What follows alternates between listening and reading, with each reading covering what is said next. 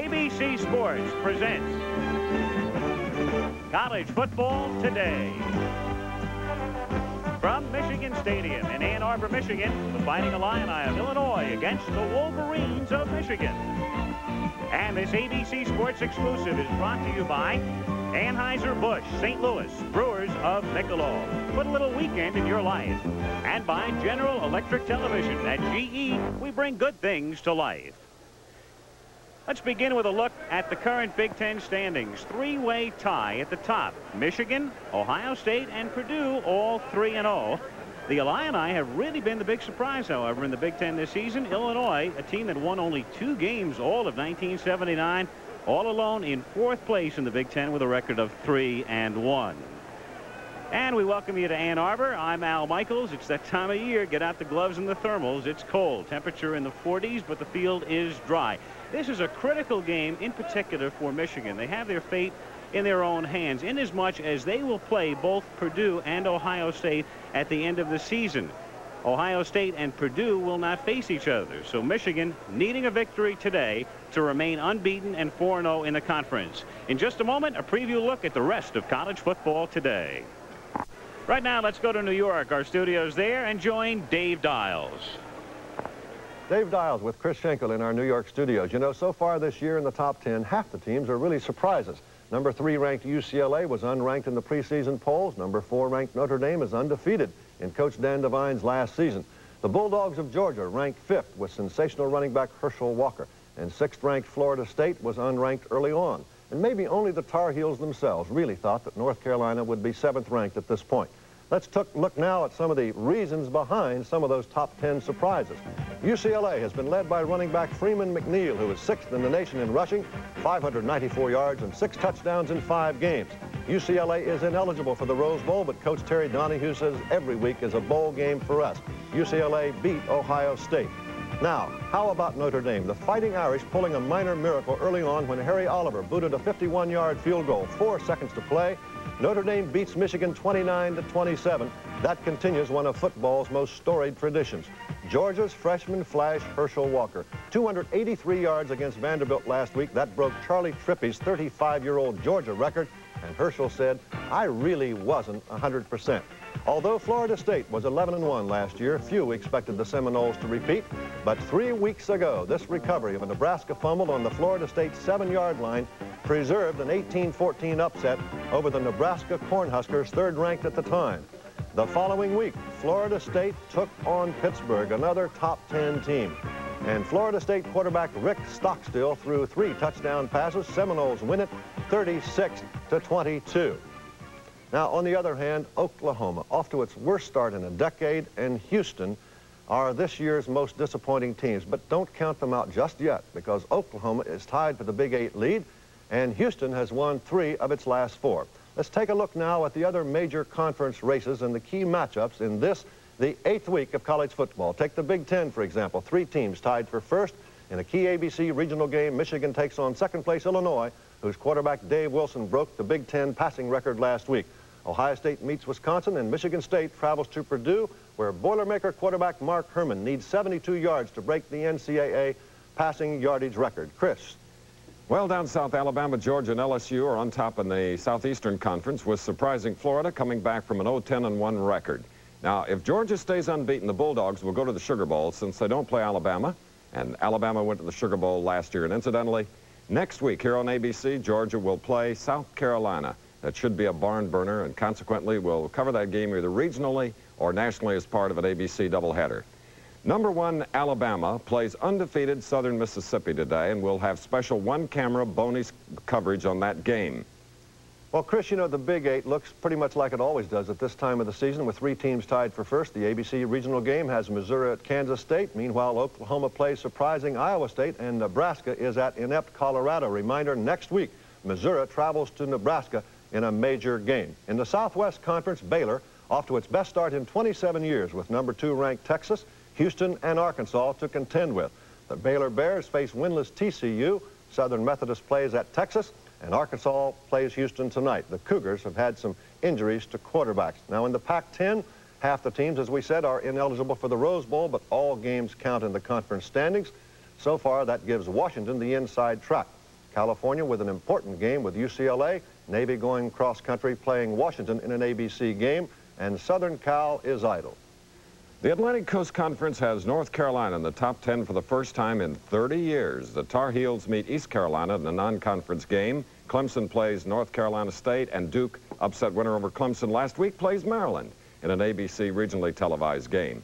The Ivy League is typically unpredictable, with Yale and Dartmouth tied for first, and Brown and Harvard still in the thick of it. Our ABC cameras are at the Dartmouth-Cornell game. Yale plays Penn, Harvard meets Princeton, and Brown takes on Holy Cross in a non-conference matchup.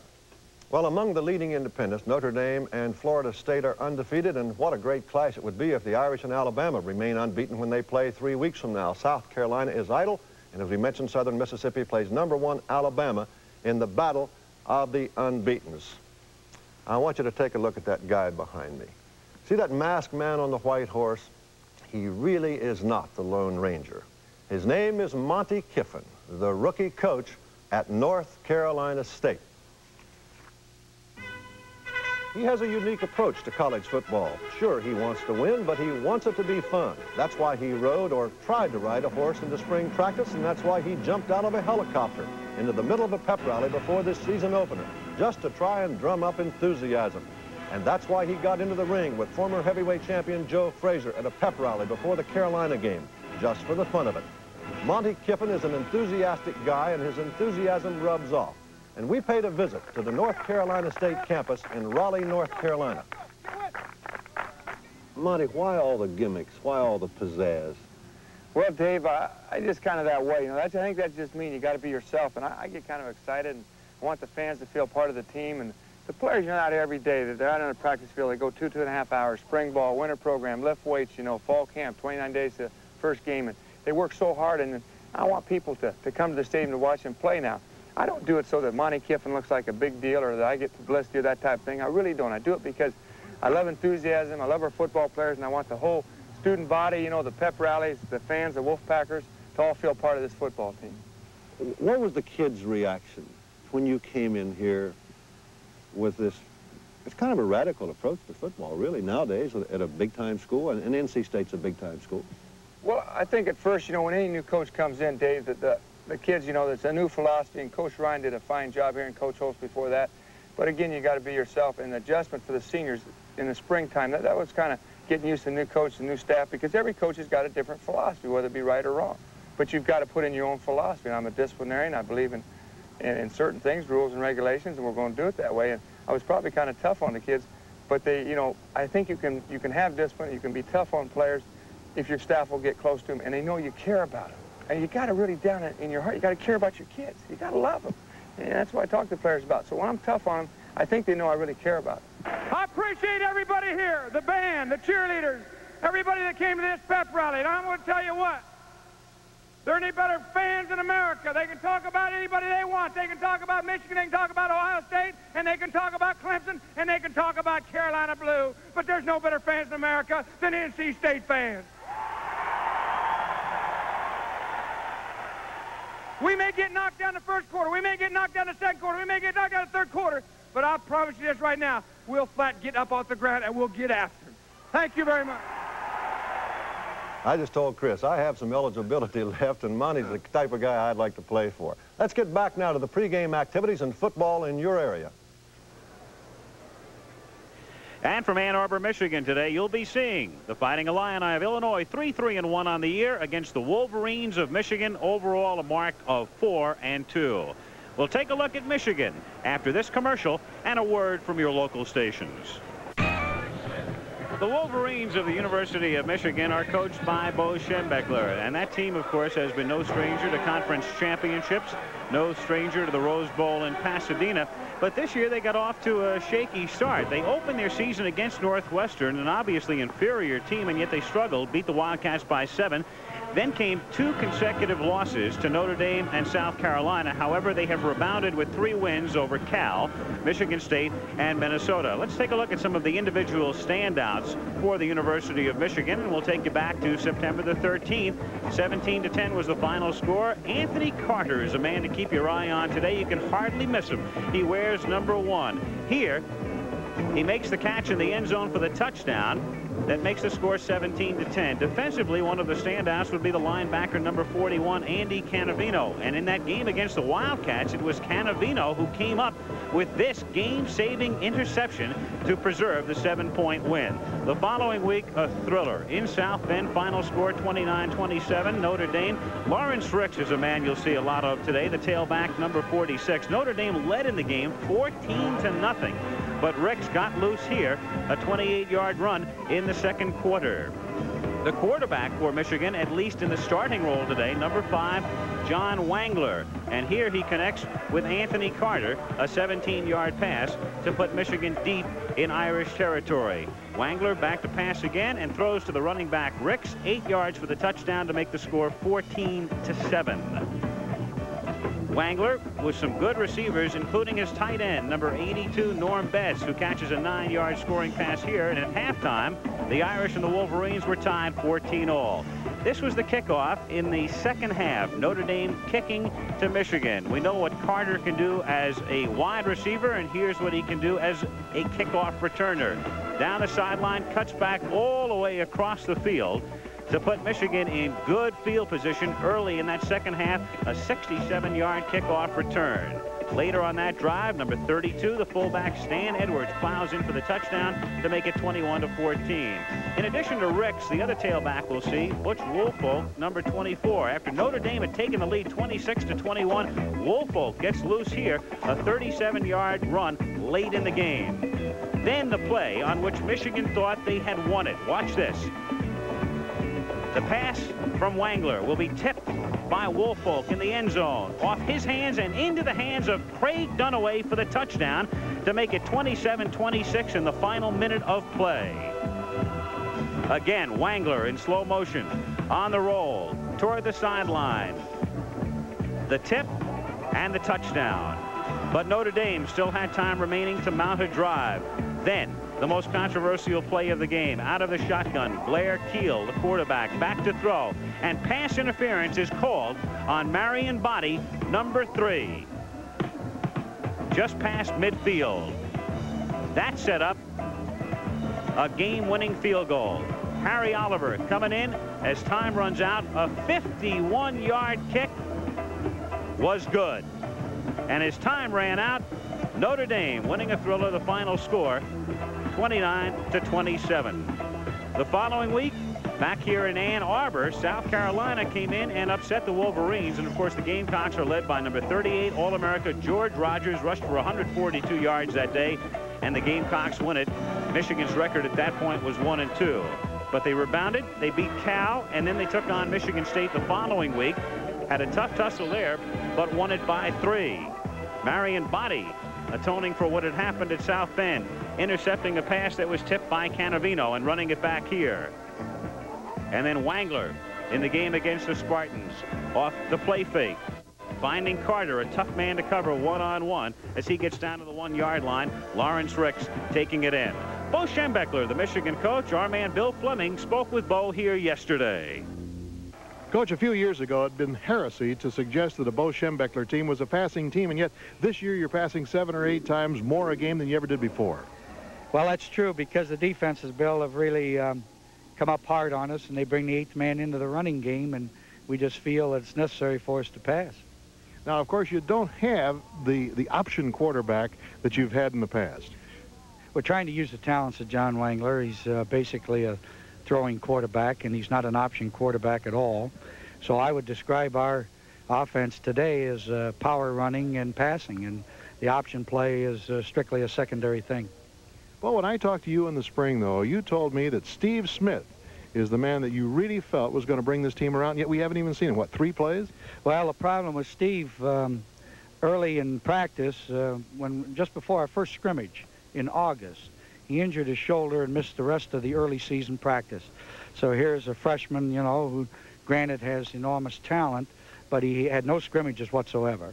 And even through the first couple of games of the season, he wasn't ready to play.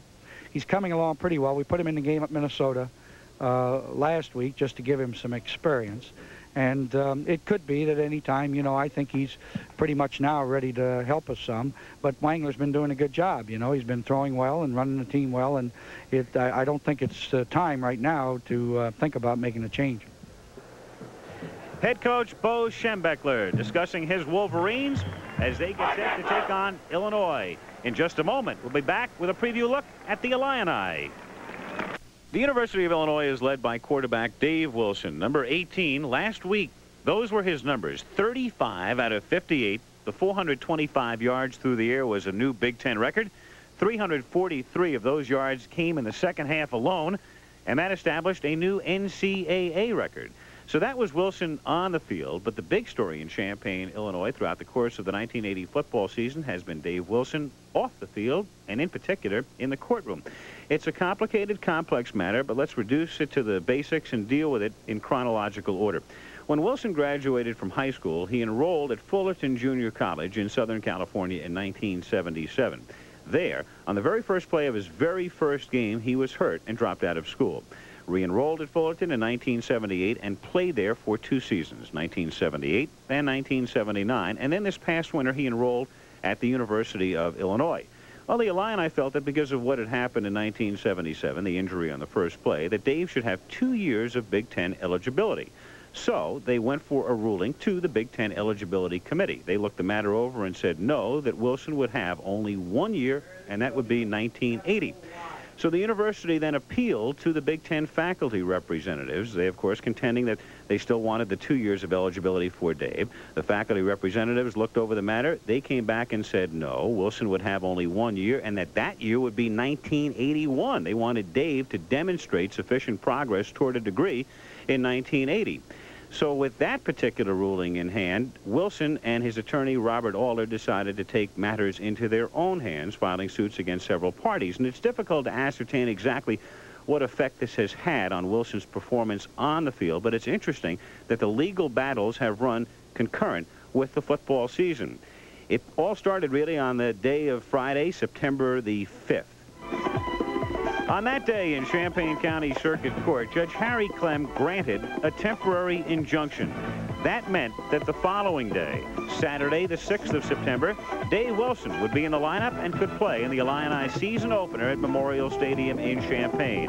Through the air that day, he was only 5 out of 18, but overall, not a bad performance. Here he rolls out, scores a touchdown. The Illini score 5 TDs in the second half, win the game 35-9. However, the following Friday, the Big Ten went back to the same courtroom in an attempt to have the injunction dissolved. Instead, the motion was continued by Judge Clem until the following Wednesday.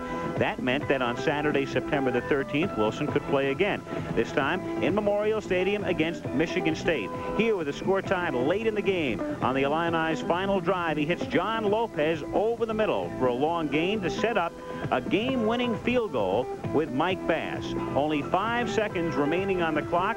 Mike Bass, a 38-yard field goal to give Illinois the win. Here's the way we called it that day from Champaign. It's long enough. It's good.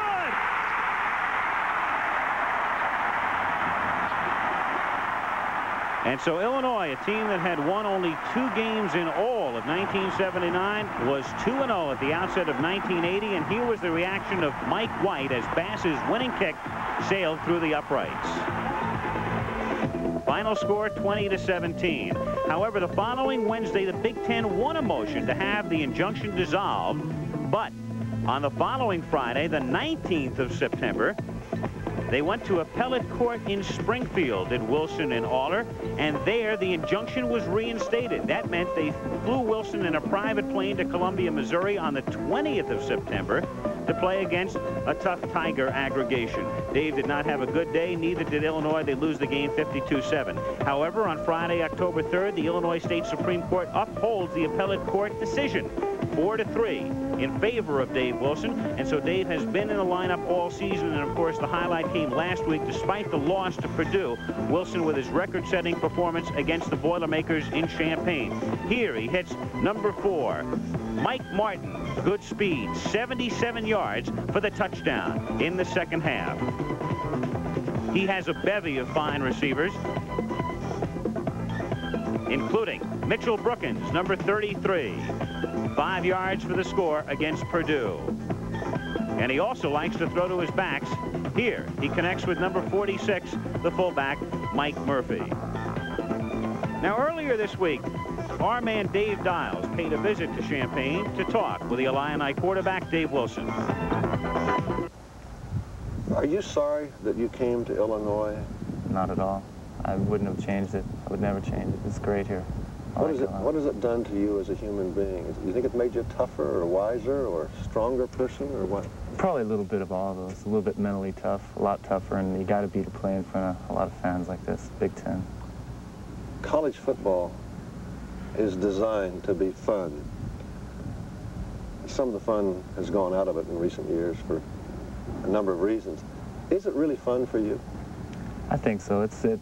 This has been my dream all my life, to play major college football. I mean, ever since I was young, to get a scholarship and go away and to play in front of TV, in front of fans.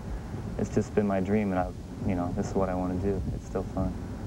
So you're not disillusioned at all by what's happened to David Wilson from Anaheim, California? I'm disillusioned that it's gone to this proportion. It's been blown so out of proportion that, it's just unbelievable. Other than that, I haven't been. Now, the latest development in this matter was a meeting this past week in Chicago amongst the Big Ten faculty representatives, with the exception of the one representative from Illinois. They met and have drafted a list of questions to be answered by the University of Illinois about their football program. Now, the position of those 9 faculty representatives was summarized in Chicago on Thursday by Big Ten legal counsel Byron Gregory. Does the conference have the right to monitor academic progress of each of the student athletes at each of its 10 schools without intrusion, either by the institution from which the student is applying or by the courts? And I think as the events unfold, it'll be demonstrated that that principle, which is far more important than who wins or loses on Saturday afternoon, will be upheld.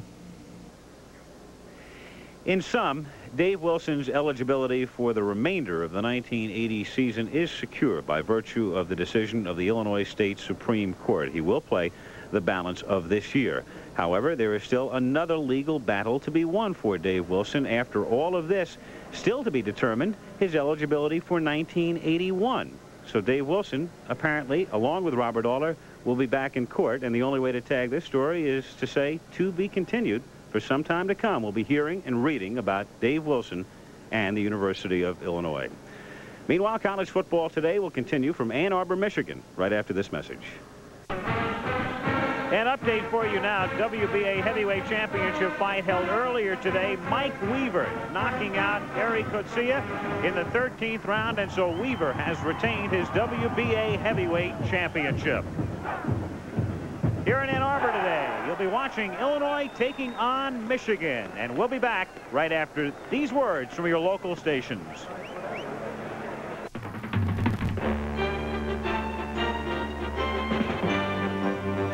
ABC Sports presents NCAA College Football. Today from Ann Arbor, Michigan, the Fighting Illini of Illinois and the Wolverines of Michigan. This ABC Sports exclusive is brought to you by Chevrolet and your Chevy dealer with Chevette, Monza, Citation, and the new Monte Carlo. Chevy's up ahead for 1981. By the Miller Brewing Company, brewers of Miller High Life. If you've got the time, we've got the beer. By Texaco, with over 66,000 employees doing their best at their jobs to keep your trust. And by Xerox, we're big and small copiers.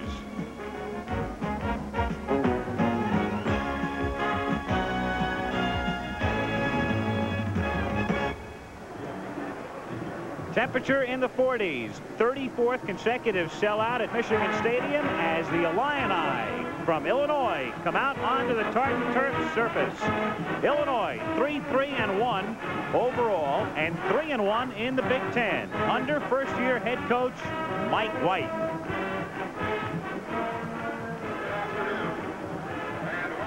And And welcome back, everybody. I'm Al Michaels, joined now by Ara Parsegian. And Ara, when you coached at Northwestern, you came into this stadium, which is the biggest in college football. Some interesting climatic conditions prevailing here in terms of the wind in particular. What's it like to bring a team into Michigan Stadium? Well, Al, I was always concerned when I brought my teams in here because aerodynamically there's no place for the wind to escape from. It comes out of the northwest, comes down the sideline, swirls around, and at the ground level the wind is blowing in one direction, and at the upper levels in another direction, and it's very tricky for the kicking game as well as the passing game, which Eli and I are hoping to place our hopes on. We talked extensively about Dave Wilson and what he did last week. We know he can pass. He'll be going against the Michigan defense that Bo Schembechler is a little concerned with to this point.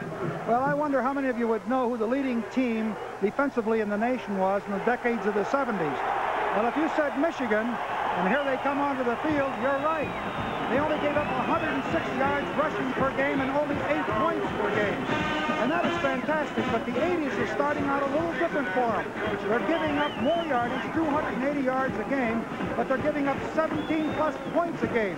And, of course, that's the big problem because the Illini have a great passing attack, and they've been giving up 152 yards a game, and that is the difference between the Michigan defense of yesteryear and this year.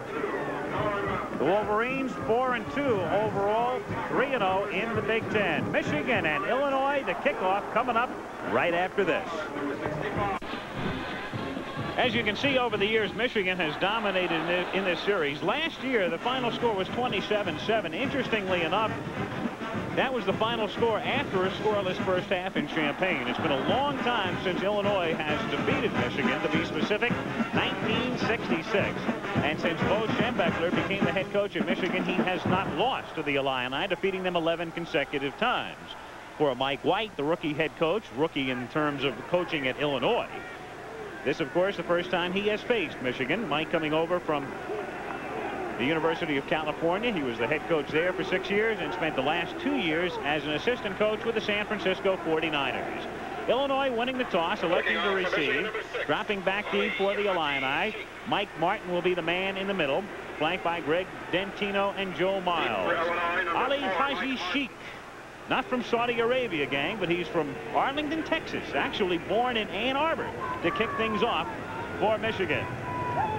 So the Wolverines, in quest of their 4th consecutive victory after beginning the season with a record of 1-2. More than 100,000 looking on in Ann Arbor, and here we go. A good kick. Martin backing up, takes it 2 yards deep.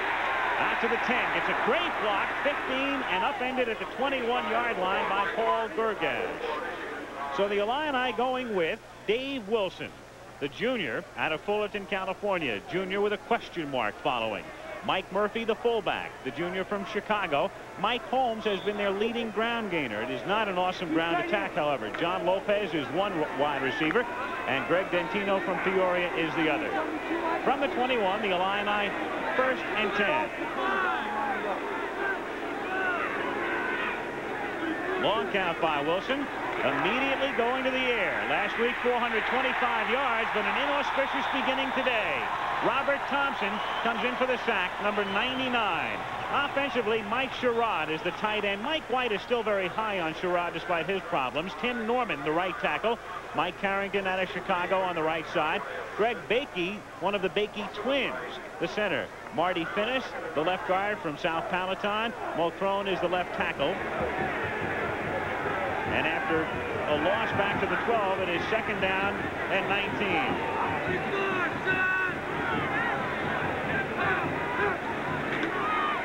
Draw. Good hole for Murphy, but it closes in a hurry as he gets out to the 16-yard line. The Michigan defense, Owens, Turgovac's a good one. They've got Shaw in the middle, Caraway, one defensive tackle, and Thompson, the outside linebacker, 99. Gergash. Canavino is the key man defensively, leads the team in tackles. Bostic, Carpenter, Body, and Jackson the secondary. Don't step up. 3rd down, 15 with the ball at the 17-yard line. Lopez split left, Martin split right, and again they stay on the ground, and Holmes doesn't fool anybody. Wrapped up at the line of scrimmage. So Dave Wilson throws one pass and then 2 draws. Winford Caraway made the stop, and Illinois to kick. excellent series for Michigan. I did see a lack of experience in Wilson, even though he had a great day last year. On that opening play, when he didn't have anyone open, he looks like there's someone down on the field there. He should have thrown the ball away out of bounds, so he came up with 2nd and 10 rather than he came up with 3rd and 18 or 19. The injured Wolverine is Mike Turgovac, a man they can ill afford to lose, a senior from Austintown, Ohio. Turgovac has started in 25 consecutive games over the last 3 years, but hurt on the first series. So timeout on the field, 1:37 into the game, no score. We'll be right back. Turgovac still down on the tartan turf surface here, and let's see if we can detect what happened. He's number 77. Here he comes in on the right side of the screen. He makes the tackle, assists on it. Now watch as he turns. He gets his legs locked underneath. 3 other Michigan players in on the tackle, come down on their own player, Turgovac. For Michigan, number 1, Anthony Carter. And while we watch the replay, Turgovac getting up and walking off. Hey, he's one of their great players. I'll tell you, he played noseman last year, moved over to tackle now, and as I was looking at film, he's been one of their steadiest performers this year. Looks like he should be able to make it back in. The Illini, meanwhile, will have to punt. Raw day here in Ann Arbor. Cold front moving in over the past 36 hours, 43 degrees. The temperature at kickoff. Kurt Bostrom, a sophomore from Wheaton, Illinois, to punt.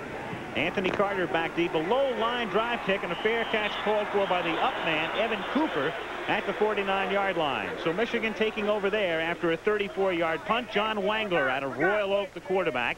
Stan Edwards is the fullback, number 32. Butch Woolfolk, the tailback, with Alan Mitchell, one wide receiver. He's a good one. And, of course, Anthony Carter will make a few All-America teams this year, the other wide receiver. Carter comes out wide to the right, and Mitchell splits to the left, out of the eye on first down from the Wolverine 49-yard line. Woolfolk over right guard, taking it to the Illini 47. Don Thorpe makes the tackle.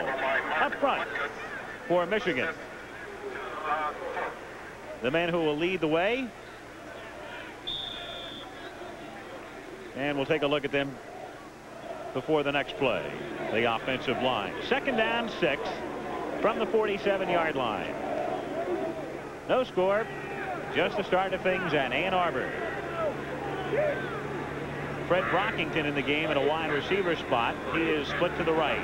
Wangler giving it to Woolfolk over the left side, and Woolfolk picks up 4 to the 43-yard line, where it will be 3rd down, 2.5. Bubba Parrish, one offensive tackle. John Powers, the left guard, 258-pounder. George Lilja, a fine center, 255. Kurt Becker at right guard weighs in at 252. Ed Moransky, 274, the junior.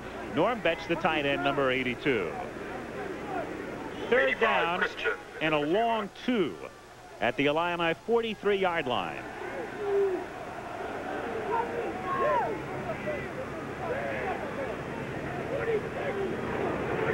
Michigan with a double tight end set up, and they give it to Woolfolk again, and he picks up the first down as he gets to the 38-yard line. So Butch with 3 carries, picking up the first. Tyrone Worthy making the tackle. Defensively for the Illini, Rogers, Dwyer. Mark Butkus is the nephew of Dick Butkus, number 53, and Thorpe. Scarcelli, Gillen, the man in the middle, number 38, is one to watch. George, Edwards, Zerbo, and Worthy comprise the secondary. First down, Michigan at the Illini 38-yard line. No score, early first quarter. Wangler giving to Edwards, first man through, and he gets to the 35. Jack Squirick making the tackle. So, Ara, the Wolverines have been going to the air a lot of late, but today their first 4 plays all on the ground. Got good field position. Woolfolk, as a matter of fact, was hurt last week. He is wearing a flak jacket, and he appears to have taken the earlier blows when he ran the ball very well. So he should be okay. We'll see Woolfolk alternating with Lawrence Ricks, 46, at the tailback spot. 2nd down, 7 from the 35-yard line. Woolfolk again runs into his own man and then slides to the outside, getting to the 33-yard line. So he turns no gain into a gain of about 3, and it will be 3rd down and 4 from the 33-yard line. You can see he looks a little bulky around the middle area. That's that flak jacket. They worked with it during the week, to make sure that he wouldn't fumble the ball, because that bulk there makes a little different feel as you carry the ball. And he did very well with it. I talked to him yesterday. He says it's a little cumbersome, but hasn't slowed him down. Woolfolk has been averaging 5 yards a carry this season. Third down, 4 from the 33-yard line. Wangler to the air for the first time. Carter is wide open, takes it at the 15, and they run him out at the 9. David Edwards, the freshman from Decatur, Georgia, making the stop. A tough man to cover. Sorry, Al. I think there was a defensive error on this play, because Carter comes right down the field. The right corner, I think it's Dave Edwards, stays right on Mitchell, and you can see there Carter, nobody around him. And generally when you have that, there comes Edwards, number 27, back in to make the play. It generally is a defensive error, yet the play was well executed. 24-yard pickup, ball spotted just inside the 9. First and goal, Michigan. Woolfolk to the 8, maybe the 7. Mark Butkus, number 53, just a freshman out of Lansing, Illinois. Pretty good bloodlines, huh? And playing very well.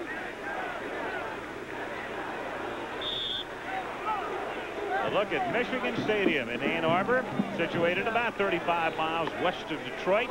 They pack it every week. 34th consecutive sellout. Second down, goal from the 8. Edwards, big hole in the middle, and Edwards pulls his way down inside the 1. Well executed trap play. Edwards got a nice hole in there. The left guard pulled, made a good trap on the defensive tackle. Let's take a look at it right here.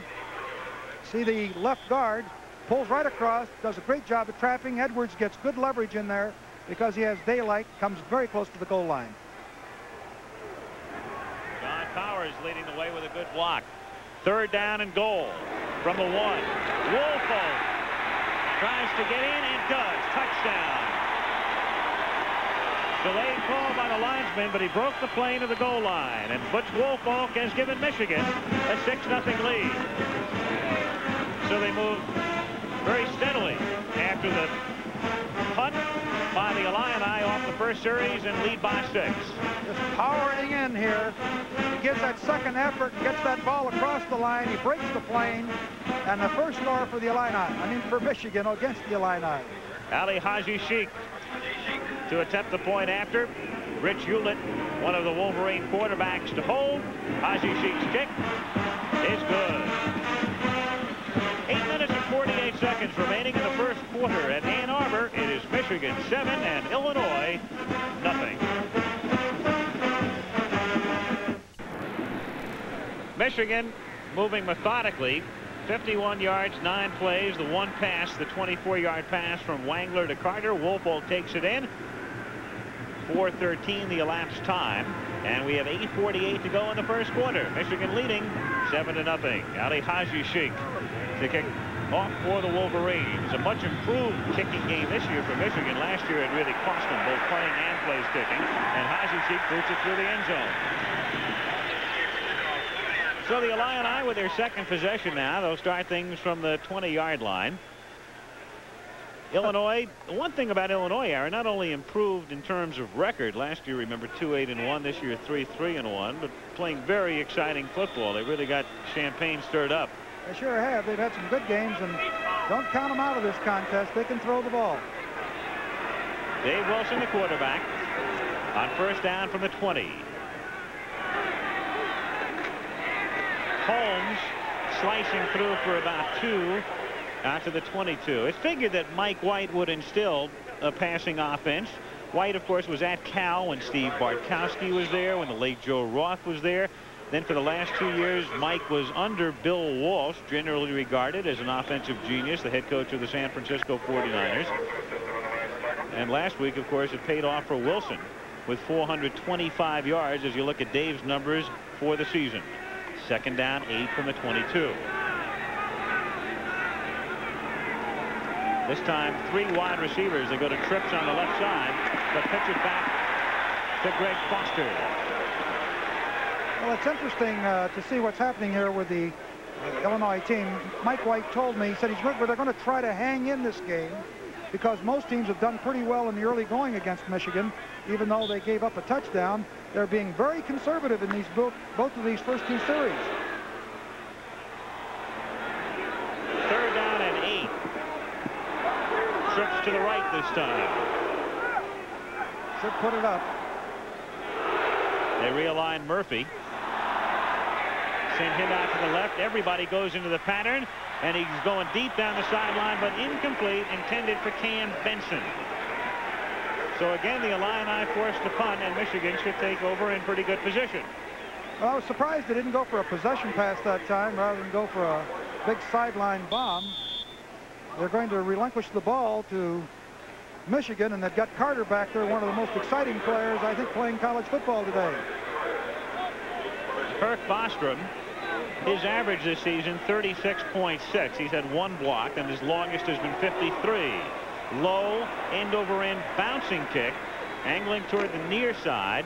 Michigan letting it roll, and the Illini touching it at the 36-yard line. 42-yard kick that time, most of it on the ground. This is the first half of our NCAA doubleheader. Coming up next, most of you will see Navy against Washington from Seattle. You'll see a good quarterback there in Tom Flick. Some of you will see Furman against Appalachian State or Massachusetts against Boston University. That's the second half of our college football doubleheader. First down, Michigan from the 36-yard line. Edwards, big hole right side to the 40 and out to the 44-yard line for a gain of 8. John Venegoni, number 7, making the tackle. This is the kind of drive I'm sure that Bo Schembechler loves. Possession of the ball, grinding it out, and then it sets up your run action passes as it did in that first drive. I'm sure he likes what's happening thus far. Defense playing well. Here's a look again. He fakes the ball and then slips the ball back to Edwards, who can play either tailback or fullback and is a very strong runner. And they pick up about 8 yards, 9 yards on the play. It'll be second down 2.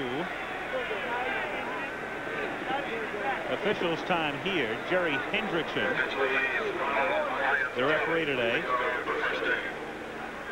Don Mason, the umpire. Richard Weiler, the head linesman. Tom Hoffman, looks like we're starting to get a little drizzle out there, and of course the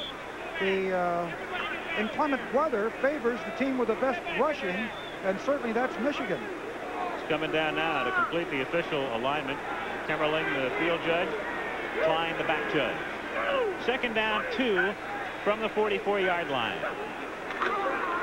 Woolfolk, first down into Illini territory, 35 to the 30, and bumped out of bounds at the 25-yard line by Karub Taylor, number 30. Well, they're really blocking up front. The offensive line, the strength of this Michigan team. Reverses pivots, gives the ball to Woolfolk. Look at that daylight in there. Just an isolation play. You've got a good shot of Woolfolk carrying the ball and running down the sideline. But I'll tell you this, you've got to credit that offensive line. They did a super job. In particular, 65, Kurt Becker, who took out Dan Grigas on the play. 6:22 to go in the quarter. Michigan leading 7-0. And on first down from the 25, Wangler with good protection. Looking for Carter. Anthony is there. Touchdown, Wolverines.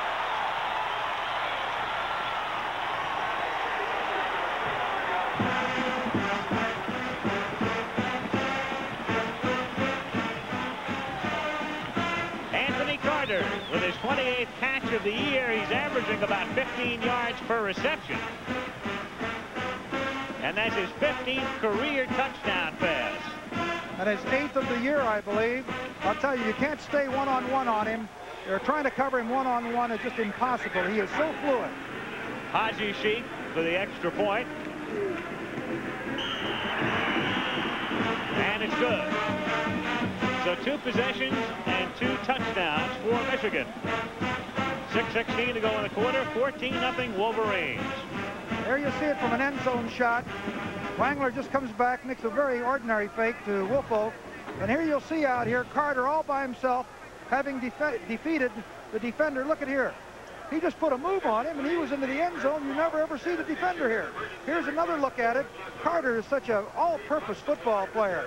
Down he goes. Now watch him put a head fake on, look to the inside, and break to the outside. Number 27, Dave Edwards, cannot stay with him. Wangler leads him to the sideline and in for a score. Boy, I'd hate to cover that guy. Anthony Carter Carter is just a sophomore. That's right. Riviera Beach, Florida. Well, Bo told me yesterday, he said, you can just count on it, all-purpose. He said, be 135 yards or more. That's his average per game. Ali Haji kicking. Martin fielding from the 3 to the 10, 15, and dumped at the 17-yard line. Martin with a 14-yard run back. Jerry Bergei making the tackle. So a minute 3, just 3 plays. Michigan going 64 yards. We have 6:10 to play in the quarter, and the Illini are already down by 14. Well, that's been the Illini's biggest problem, is defense. As you well know, they've had a lot of injuries in addition to that. And of course, Purdue jumped out 17-0 last week, and Illini had to play catch-up.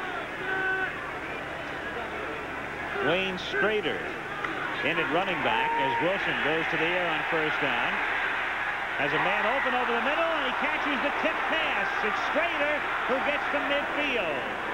How about that? Break for the Illini off the hands of almost defensive linebackers.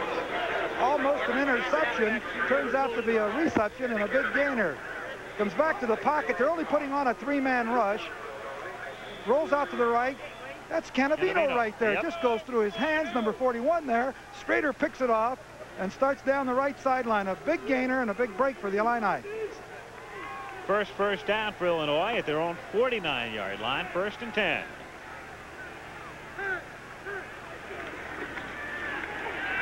Wilson off the fake. Looking for Martin. He's open, but the pass is overthrown. Martin skirting the sideline. Marion Body back to cover on the play. Had him open there, and I watched Wilson right after he threw the ball. He knew that he had thrown it a little bit long. Just like a guy that feels like he's hit a putt wrong. He knows that it's going to be just a little shorter, a little bit off the mark, and that's exactly, Wilson knew he had one if he'd hit him. 2nd and 10 for Illinois at their own 49-yard line. Cal Thomas is now the sole running back in this set. Michigan leading 14-0.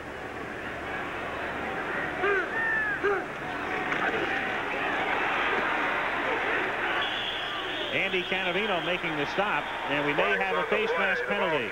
Flag is dropped. Calvin Thomas picking up 2 on the play, but a marker down, and the face mask call against Michigan. It's interesting because Wilson seemed to see it before anybody else from his vantage point, which was not exactly the best. He was the quarterback that handed the ball off, but he immediately saw that there was a mask infraction. We have it as we isolate on Cannavino. Andy, the guilty party here. 41. Obviously inadvertent. He comes in, spins back off a great defensive play, but he reaches out to tackle with his back to the ball carrier and inadvertently grabs the mask. First down, Illini at the Michigan 34-yard line.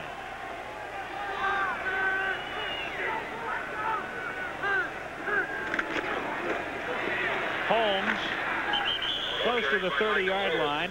Paul Gergash making the tackle. Holmes, number 5, top ground gainer for Illinois, averaging 5 yards a pickup this season. Coming into today's game, he had gained 244 yards in the first 7 games of the season. You know, I think, Al, this is his first start since that Michigan State game where he got hurt. And he had this knee, and they say he's healthy again, but he's missed a lot of football. 2nd down and 7 from the 31-yard line. Holmes now slots to the left, inside Lopez. Wilson looking for Lopez. And Lopez can't hold on. It looked for a moment as if he would for the touchdown. Brian Carpenter was back covering on the play, but John dropped it. Boy, that was a tremendous effort. It looked like it was going to be intercepted there by Brian Carpenter, number 9. You see, he's well covered here. The ball is thrown. Now Lopez steps inside of Carpenter, almost makes what it would have been a fantastic touchdown catch. Lopez is an outstanding receiver. 3rd down and 7. Illinois at the Michigan 31. 4:27 remaining first quarter. Michigan leading 14-0.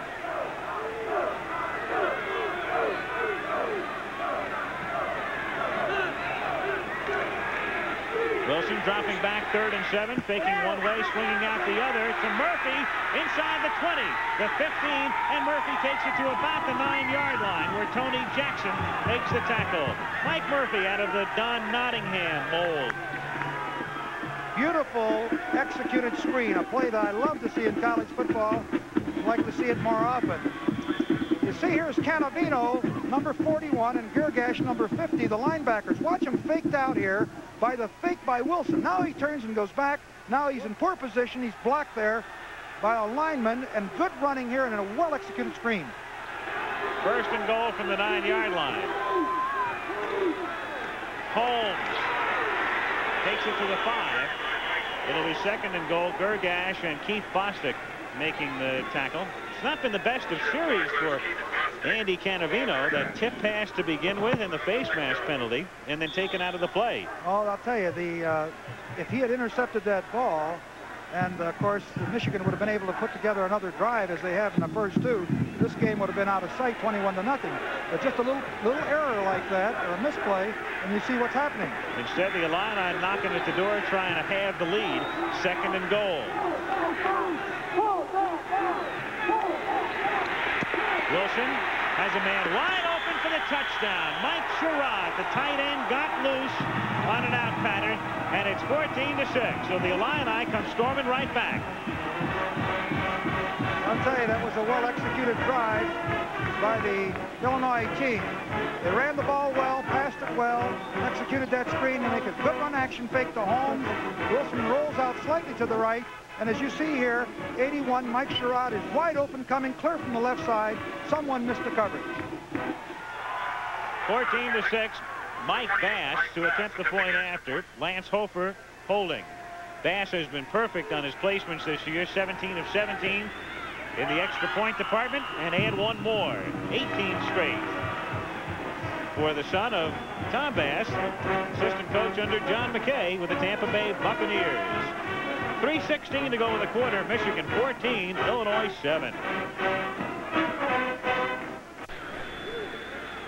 At Michigan Stadium in Ann Arbor, Al Michaels, Ara Parsegian, Bill Fleming here. 14-7. Michigan on top. The Illini storming back, going 83 yards, 8 plays. Took them exactly 3 minutes. Sherrod scoring the touchdown. We have 3:16 to go in the first quarter. Unbelievable. We have 3 touchdowns, and the game is still 3:16, as you pointed out.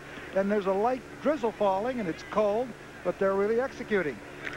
No 3 yards in a cloud of tartan turf today. No, sir. No defensive battle. That's Carter, number 1, back with Edwards, 32, as Bass kicks off. Carter sneaking in back of Edwards. Obviously, what Michigan wants to do is have Anthony go to where the ball is and have Edwards set up as the blocker, but the kick is short and is fielded up at the 14-yard line to the 20 and out to the 26-yard line. Gerald Ingram, the second-string fullback and one of the short men on the kick return team, setting up Michigan there. 1st and 10 Wolverines. Nice controlled kickoff. I'll tell you this, I wouldn't want to kick that ball to Carter. They dumped the ball off to the right a little bit short, so Carter couldn't get it, and allow someone else to run it. I don't think I'd ever kick to Carter. He's really a dangerous runner. If you watched our pregame show, you saw what he did against Notre Dame, running back the second half, kickoff 67 yards. First down, Michigan from the Wolverine 26. Woolfolk hit back of the line of scrimmage and dropped at the 20-yard line by Dan Grigas, who had him wrapped up. Number 92, a sophomore from Hickory Hills, Illinois. Well, he's probably one of the bigger guys right there, number 92, 6'5", 240, playing at the defensive left tackle. Actually, they call it an end because they look the pro look. He comes straight across, gets a lot of penetration before Woolfolk can get any power, and it's a negative yardage play. They spot it up at the 22-yard line, so the loss is 4. Second down and 14.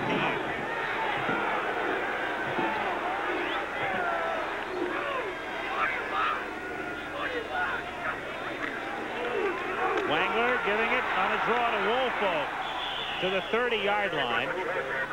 It'll be 3rd down and 7. Ernest Adams making the tackle. Interesting in terms of the quarterback, John Wangler of Michigan era. He was hurt last year. Remember the Gator Bowl game, and it looked like he was not only done for the night, it looked like his career was over. Knee surgery, but back he's come. He had one of the more serious type of knee injuries. Just by dedication and hard work during the entire year, rehabilitating it, he's out there running this club, doing an excellent job. 3rd down, 6 from the 30. Wangler with good protection. He's got Carter open, and Anthony can't make the catch. David Edwards was covering on the play, so he'll have to kick as you look at Bo Schembechler. Had him wide open. Carter was wide open, and looked like it was going to be another reception for a 1st down. I don't know whether the ball was just a little overthrown or whether Carter just couldn't quite get to it. Michigan kicking for the first time. Don Bracken, a freshman, number 28. They recruited Bracken from Thermopolis, Wyoming, to shore up what was a terrible kicking game last year, and he's done a good job. He's averaging better than 44 yards a kick, and this is a good one. Martin dropping it, bouncing off his knee, and it's loose at the 37, and Michigan has the football.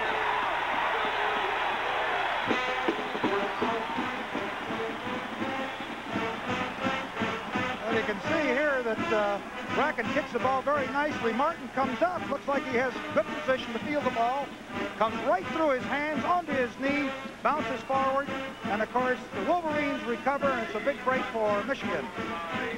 Tom Dixon, number 69, was the man who recovered, and so the Wolverines have it at the Illinois 36-yard line. 1:37 to play 1st quarter. Michigan leading 14-7. Light rain falling, mix up in the backfield. Woolfolk can't get on track and is dropped at just about the line of scrimmage by Jack Squirick, the outside linebacker, 34. Well, I would have guessed that Bo would go ahead and muscle the ball in because of the field position, but now he's confronted with a 2nd and 10, and I would guess draw or pass on this play. That sprint draw or the pass. 4 down area, he likes to run it in there. They've changed tailbacks. Lawrence Ricks coming in to replace Woolfolk, who's been a busy man. Butch has carried the ball 10 times for 53 yards. So Ricks, 46, is the eye back on 2nd and 10 from the 36-yard line. One-on-one on Carter. There he goes. Carter can't make the catch, but we've got a penalty marker down. David Edwards, just a freshman, number 27 out of Decatur, Georgia. He's going to have nightmares before this one is over. No way you can stay on him one-on-one. They need deep support as a free safety to shelter him because Carter just runs right away from you. Let's see if we can detect this. We got an isolation on it. Here he comes. Little head fake to the outside. Breaks inside. He's got the step on Edwards. Let's see. Edwards goes up over top. Let's see whether he bumps him prior to the reception. Apparently, they called him for his right arm on the shoulder. Thin, but it's an interference call. Just grazed him, yep, if anything. 1st and 10, Michigan at the Illinois 12-yard line. Ricks carrying for the first time, gains a yard to the 11. It'll be 2nd down and 9. Ernest Adams, 37, the middle backer, making the tackle. Number 46, Lawrence Ricks from Barberton, Ohio. I think that you just absolutely cannot cover Carter one-on-one. I've seen a lot of great receivers, but I'll tell you this, Carter is a sophomore. He just is always going the opposite direction. He needs some sheltering help. Woolfolk back in at tailback, 2nd and 9. Woolfolk takes a pitch to the outside, kicks to the 10, and that's all. He's dropped there, and that will do it for the 1st quarter. John Gillen, number 38, leading the Illini in tackles, was the man who made the stop, and there's the gun to end the 1st quarter. So in a light drizzle in Ann Arbor, through 1 quarter, it's Michigan 14, Illinois 7, and we'll be back in just a moment. Start the 2nd quarter in Ann Arbor, Michigan. Al Michaels, Aaron Parsegian, Bill Fleming. 14-7, Michigan on top. Mike White, in his first year at Illinois, took over for Gary Moeller, who is now back at Michigan, coaching the quarterbacks. 3rd down and 8 from the 10-yard line as we start the 2nd quarter. Wangler putting it up, and the throw is low and incomplete. Anthony Carter covered by David Edwards. He had him in there. He just threw the ball into the ground and behind him. puts that move on to the inside. Edwards comes breaking back in. You can see Carter here open if he gives him the proper lead. But you see the ball is thrown low and behind him. No chance. Ali Haji from the 17-yard line attempting a 27-yard field goal at an angle, and the kick is good. Oh, what an improvement in the Michigan kicking game from one year to the next. Last year it was one thing after the other. Blocked kicks, missed field goals, just all kinds of things. Now their kicking game is really solid. Haji Sheik has now kicked 8 of 10 this season. That one from 27 yards. So Mike White has watched his Illini drop to a 17-7 deficit, with Michigan getting set to kick off. A reminder coming up tomorrow night, a special Sunday edition of Monday Night Football. It'll be a good one. From Irving, Texas, the San Diego Chargers taking on the Dallas Cowboys. That's tomorrow, Sunday, 9 Eastern time on ABC.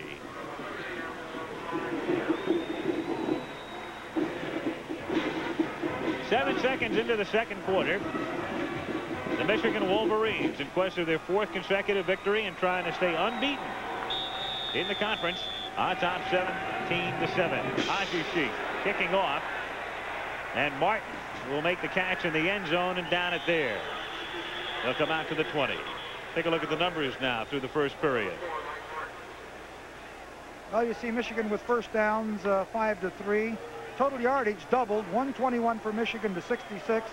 Turnover was a little costly to Illinois because it led to a field goal. Possession time, Michigan, but certainly they dominated that half, both running and passing.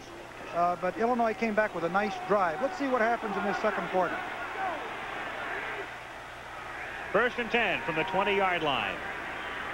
Murphy and Strader are the running backs.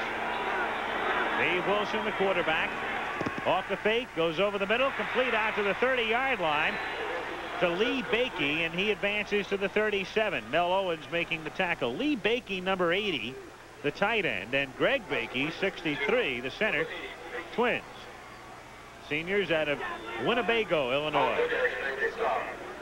You know, that touchdown pass by Mike Sherrod was the first one by either tight end, either Bakey or Sherrod. But they've caught a lot of passes, 22 or 3 between them.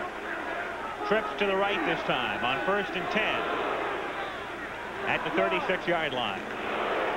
Murphy to the 40, to the 45, and out to the 47-yard line. Robert Thompson making the tackle. Well, you see a little draw play. They're deployed with 3 receivers out the side. The Michigan defense is deployed to rush with 3 people. You see the linebacker, number 50, Girgash, run out of there. There's Canavino coming off of a block, but misses the tackle. Girgash coming back in to make the play. It's a tough offense, particularly when you got a great passer and you're mixing them up. First down for the Illini at their own 47-yard line. Michigan leading 17-7 early in the second quarter. Trips to the right. Wilson complete to the 50-yard line, and Dentino gets ripped there by Keith Bostic after a gain of about 3. Good reactions by Bostic. Little delay pattern coming underneath that generally you can pick up good yardage, but Bostic read it well, came up and knocked him down. Ball at the 50, second down and 7. Wilson is now 5 out of 8 for 79 yards.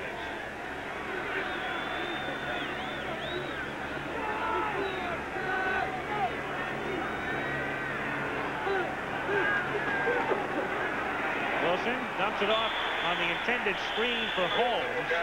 The play never had a chance to materialize. That little quick screen out there, they read the defense, knew that they were coming, and that would have been a gainer had he been able to complete the pass. Good little quick screen, and he checked it off at the line. Mel Owens, the man responsible for Michigan thwarting that play as he put the pressure on Wilson.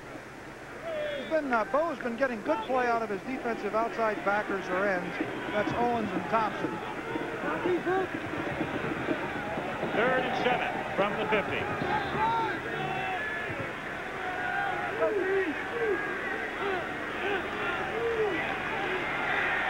Wilson going over the middle and overthrows the intended receiver. He had 2 men in the area.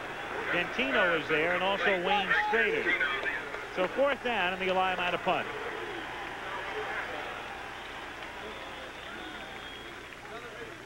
Well, here's another strong suit by Carter, his ability to return punts. Bostrom and his other punts have been real low and away from Carter. Bostrom with his third kick of the day. And this is his best effort thus far. Carter fields at the 10. Look at those moves. At the 18-yard line. 41-yard punt, 8-yard return, 13-17 remaining in the half. Michigan 17, Illinois 7. Back in Ann Arbor, Michigan, before more than 100,000 at Michigan Stadium. Very light drizzle right now. Michigan has it at its own 18-yard line. First and 10. Wolverines lead 17-7. John Wangler, the quarterback. Edwards, the first man through, and the fullback takes it out to the 22-yard line. Dave Dwyer, number 49, making the tackle. Dwyer playing a defensive tackle spot. Where's number 49? Because he came to Illinois as a fullback, so just kept the original number. Bo is sticking with what he said in the pregame activity. He's a power running team and a passing team. And thus far, it's put 17 points on the board. At the Michigan 23, it's second down and 6. Woolfolk to the 28, close to a first down. I think he's a little shy. Joe Miles, number 35, the safety, made the stop. They'll line it up. They're calling it a little short. That's probably Illinois calling it a little short. But it is. White, and the other man is Chip Myers, one of the assistant coaches under Mike and the former receiver with the Cincinnati Bengals. Some good years under Paul Brown at Cincy. See if they deploy in a goal line defense to shut down the short yard. Yes, they are. They got single coverage on Carter. 3rd and inches. Woolfolk has the first down as he takes it out close to the 31-yard line. Mark Butkus, the freshman, number 53, making the tackle. Well, I would bet when they get down into field position inside the 40-yard line that they'll go for a run action pass and go for the bomb with Carter the next time. 1st and 10 from the 31. Michigan, Ohio State, and Purdue all unbeaten coming into play this weekend in the Big Ten at 3-0. Look at Schembechler.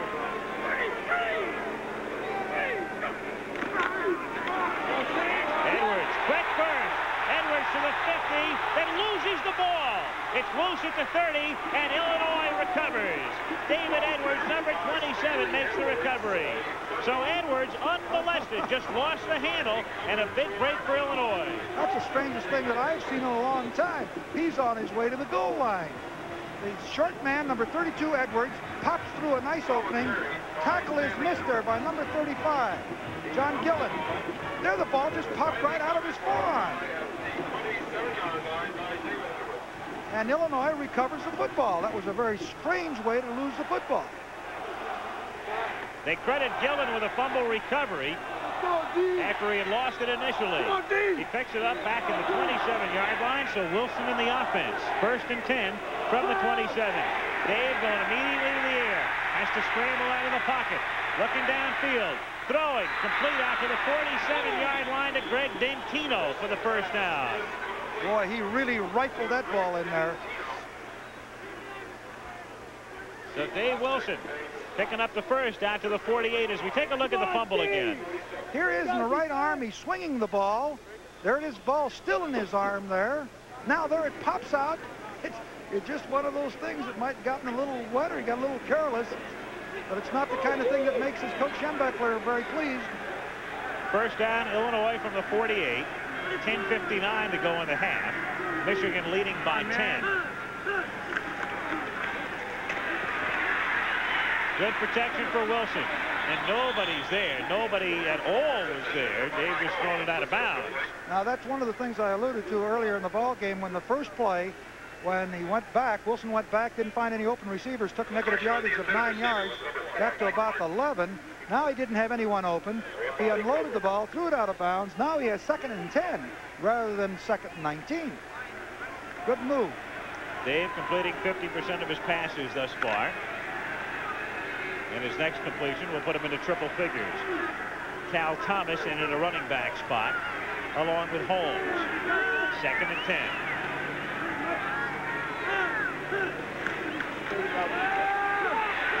Wilson to Holmes into Michigan territory and dumped at the 44-yard line, setting up what will be a 3rd and short, 3rd and 2 or 3 upcoming. Well, they have that, they screened it, every time they've screened has been to the short side of the field. They have some penalty here of some sort. Now they're going to wave off what might have been a flag, inadvertently dropped. Yeah, that's what it is. Inadvertent. He tips his hat. It's an inadvertent whistle. No penalty. So the ball spotted at the 43, make it 3rd down, 1.5 yards to go. Let's see if Michigan deploys to a goal line defense or short yardage defense or plays it straight up.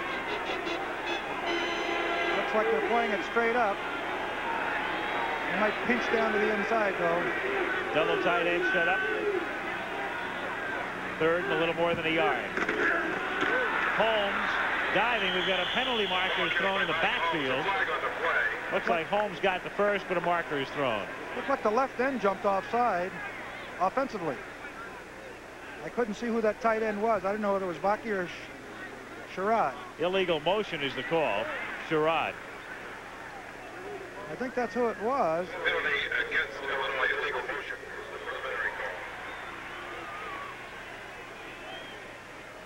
That's the call. Illegal motion. Sherrod jumping.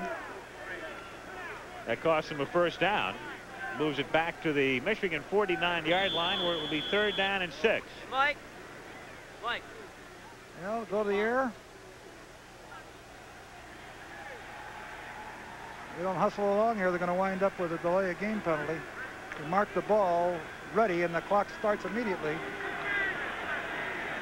3rd and 6. Illinois at the Michigan 49.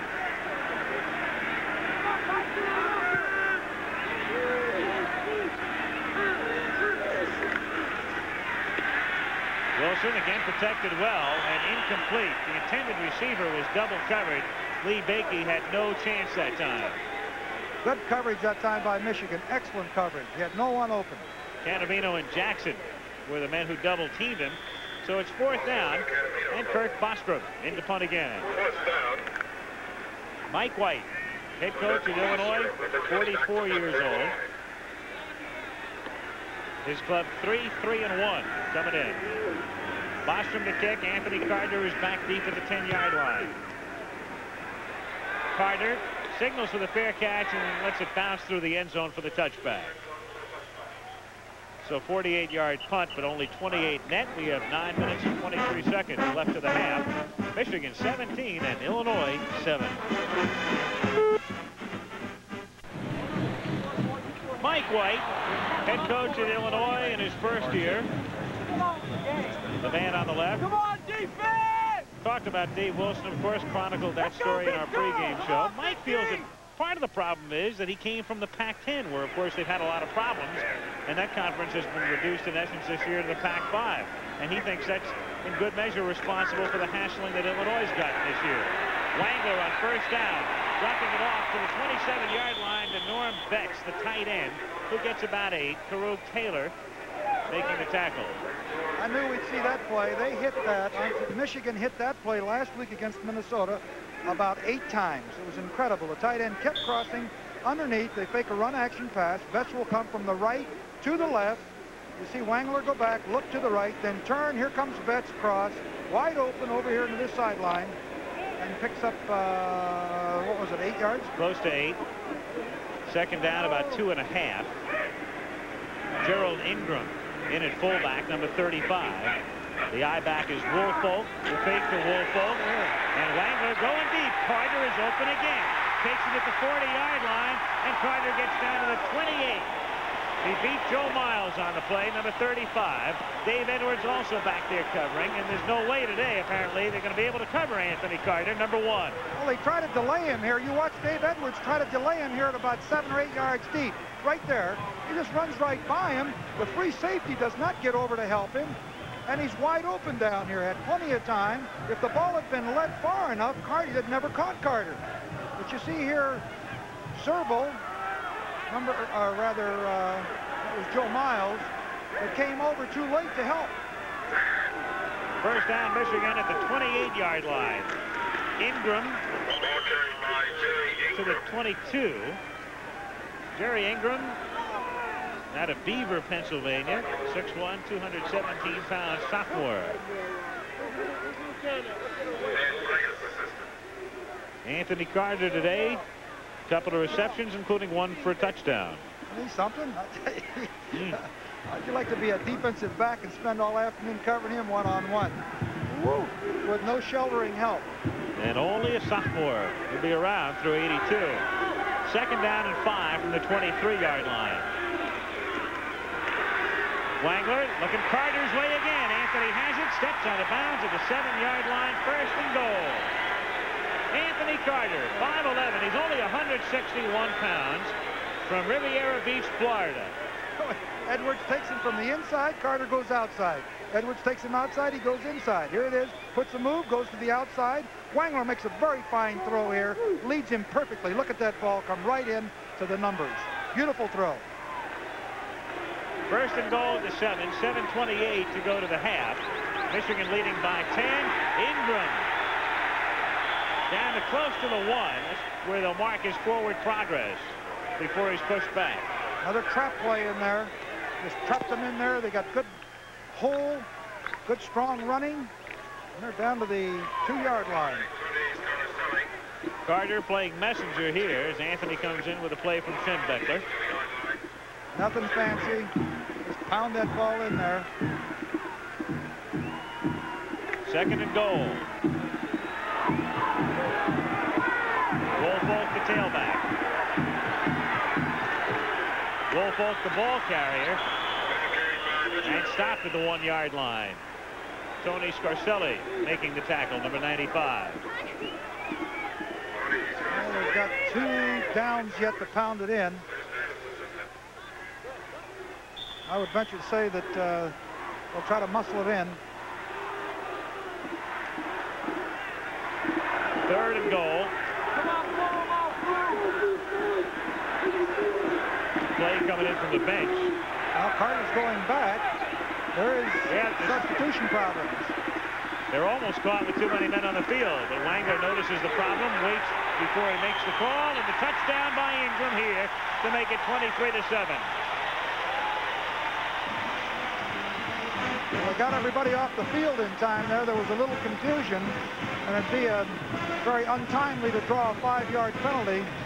Fortunately, they pulled it off. They got the ball into the end zone, and it's now Michigan 23, Illinois 7. So the Wolverines with Ingram taking it in, on top by 16, going on 17. Ali Haji Sheikh, born in Ann Arbor to attempt the extra point. His father was a student here at the University of Michigan, now teaches at University of Texas at Arlington, and Haji Sheikh's kick is good. 6:07 remaining in the second quarter at Michigan Stadium. The Wolverines 24 and the Illini 7. Michigan marching down the field 80 yards in 7 plays. Didn't take them very long either. Ingram going in for the score. And the Wolverines lead 24-7. 6:07 to go in the first half. Haji Sheikh's kick taken by Martin at the 2, to the 10, to the 20, to the 30, and dropped at the 38-yard line. Mike Martin tackled at the 38. And first and 10 for Illinois. Evan Cooper making the hit. Well, Cooper made a nice tackle that time. Looked like Martin was going to pop out of there, and Cooper came clear from the right side and did a good job. 37-yard return. First down, Illini at the 38-yard line.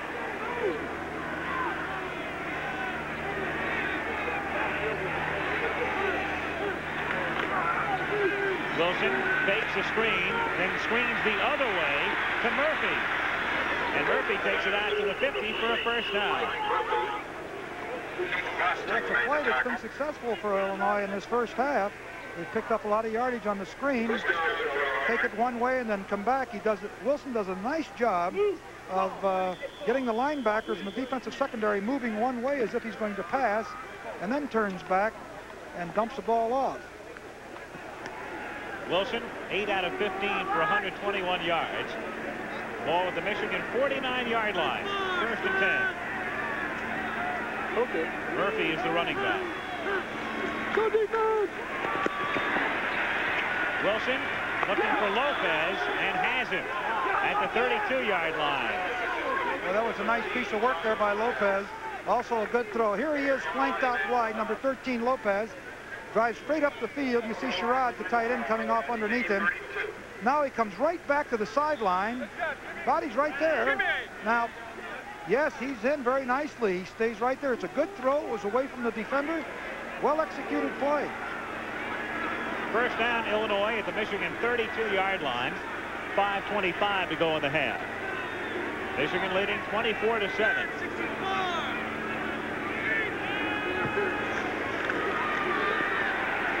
Wilson complete to Dentino, who takes it down to the 12-yard line.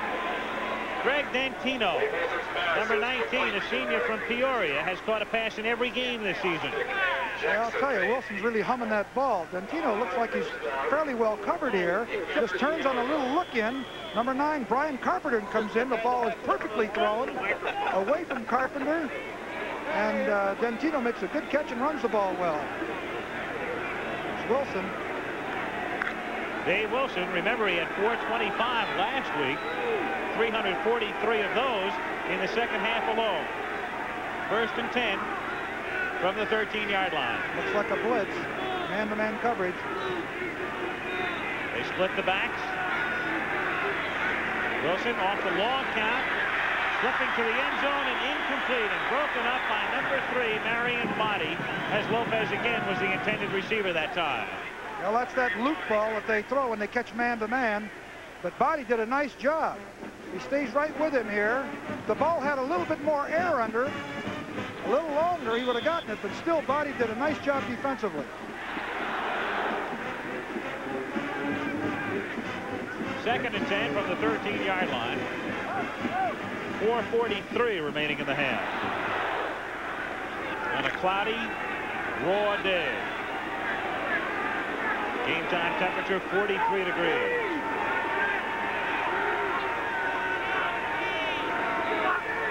Dentino in motion. And a whistle before the play gets off. So too much time. Well, that transfer of information can be very costly. Teams that continue to send it in from the sideline, decision-making processes over there, if you don't act immediately, you take that kind of a risk, and we see it during the course of the year. Let's see whether or not they changed up or not. You see, as soon as that official marks that ball ready for play, the clock starts. He just wound it up now. They're going to have plenty of time this time. By the way, Mike Turgovac back in the game, number 77. He was hurt early in the game. Back in at defensive tackle, number 77. Second down and 15.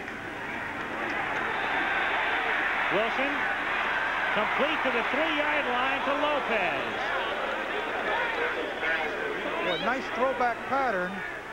The thing that impresses me with Wilson is he really throws the ball like a rifle when he has to.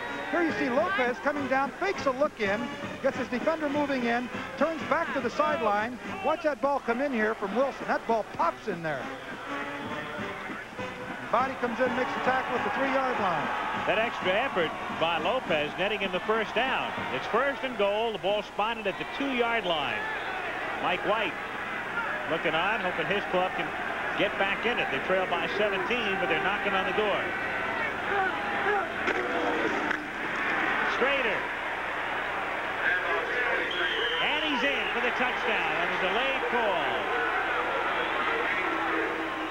Very fine drive, and you can't say enough about Wilson's execution. Also, Lopez did a good job in that drive. Dentino did a very well executed job. Here's the touchdown. It just pops through there, it crosses the plane. No question about that. Touchdown. He went in behind John Mulcrone and Marty Finnish to make it 24-13. As Bass comes in to attempt the point after, Lance Holford to do the holding. Holford Bass trying to make his 19th straight out of Holford's hold, and he is successful. So 4 minutes and 8 seconds remaining in the second quarter at Ann Arbor. Illinois is back in it. Wolverines leading by 10. 4 minutes and 8 seconds remaining in the first half. The Illini, they were down by 17, but they came back going 62 yards in 6 plays. Taking less than 2 minutes. Strader taking it in for the touchdown. It's 24-14 Michigan. A look around Michigan Stadium. Crowd today, 104,000. Incredible. I think it's the 36th or 37th straight sellout. 4th? 34th. They will get 36 or 7 before the season's over. You know that. Right. Every week. Nice chat with Don Canham, the athletic director, this morning. What a job they do here.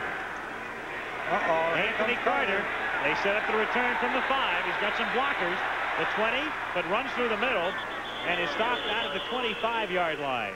John Benegoni makes the tackle. He's an exciting runner. You know, sometimes it almost seems if you have too much time on a play like that and you get all your blockers set up, you rarely get off that good return. Yeah, timing is the key thing on those returns. Getting it all put together right. Look at those stats there. #1 team in the country, 104,331. Tell you, Tennessee is now seating around 95. We were there last, and they're going to increase it to over 100 and something. First down, Michigan from the 25-yard line. Edwards takes it out to the 29.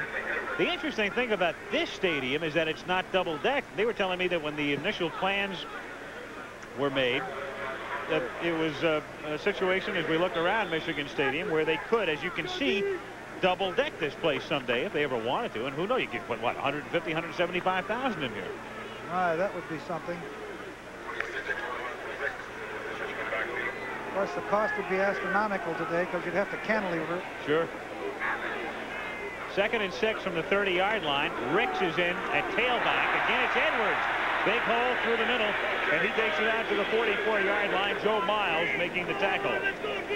Stan Edwards from nearby Detroit, a senior, 6-footer, 205-pounder. He can really pop through there. The steps to the right. They got a little trap play. The right guard, number 65, the best offensive lineman, Kurt Becker, makes a great trap block. Edwards springs into the secondary. And I'll tell you, the running game of Michigan is very impressive. First down, Wolverines at their own 44. Clock is running 3:03 to play in the half. Ricks on a misdirection into Illini territory. The 40, the 30, and out of bounds at the 25 as the flow went one way and Ricks went the other. Tyrone Worthy bumped him out of bounds. A little counter play in there. Got everybody, all the linebackers, linemen going one way. Watch here. They'll fake a ball to Edwards and then slips the ball back to Ricks. Now he gets outside leverage because he got some blocking from the wideouts, and he's heading for the sideline. Well, I'll tell you that Karuk Taylor, I guess, no, he doesn't know. It isn't Karuk Taylor that gets to him. It's Tyrone Worthy. Boy, they're really running that football.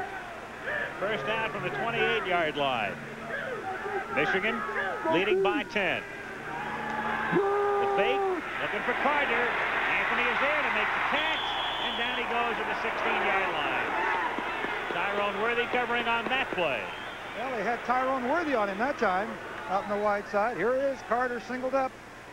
Just drives off the line of scrimmage. He's so fluid. Wangler lays the ball out there. I believe they've got Tyrone Worthy going to try him. He's not in bad position. Ball was thrown slightly behind him. He barely gets him down. And another first down. Here comes the rain again.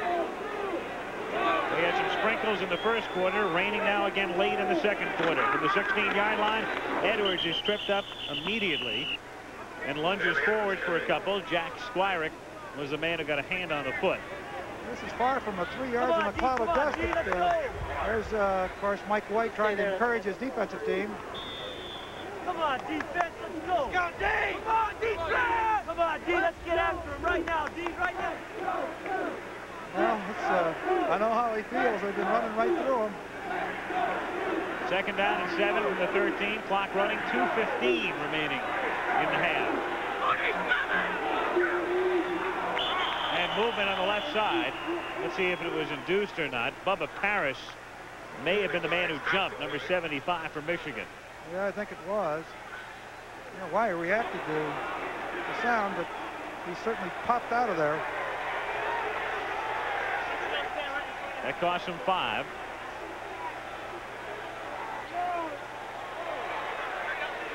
We'll see. Watch Parris, 75 here. Just breaks the starting count. You see Wangler calling it. Well, he was also getting some response from number 96, Don Thorpe. Once he establishes a three-point position, he cannot move until the ball snaps. From the 19-yard line. Second down, 12. Ricks to the outside is stopped at the 16-yard line. Clock is running now under 2 minutes remaining in the half, and Michigan has all 3 timeouts remaining. We isolate here on 34, the linebacker Squirick. 6'3", 229. He's right there. Steps outside of the seam, comes breaking to the outside, reacting well for a linebacker. And he gets some help from number 35, Joe Miles from Lansing, Illinois. Third down and 10. Michigan at the Illinois 17-yard line. Wangler looking toward Carter, going for Anthony, and that's flagrant pass interference. Tyrone Worthy knocked him down. There was never a doubt. There's no question. It was an out and up pattern on Carter. Carter faked the out. Then he turned upfield. And, of course, number 16, Tyrone Worthy, watch him. He just literally knocks Carter down. And then he begs the official. He says, no, no, no. Wasn't interference. Watch this. Oh, wham. I mean, he really knocks him down. And he's 5 yards past the line of scrimmage now. See if we catch it or not. No, we don't see where Worthy turns around and throws up his hands like, love it, no, yeah. I'm innocent. Yeah, what did I do, huh? Yeah. Official says 12 yards for manslaughter. First and goal at the 2. 1:26 to play in the half. In the rain.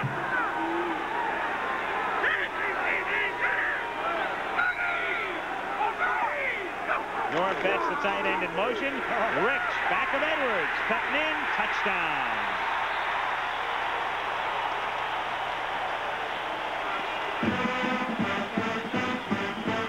Lawrence Ricks, number 46, moving in for the score. And Michigan on a late second quarter drive on which they did not even have to use a timeout. Back up on top, 30-14.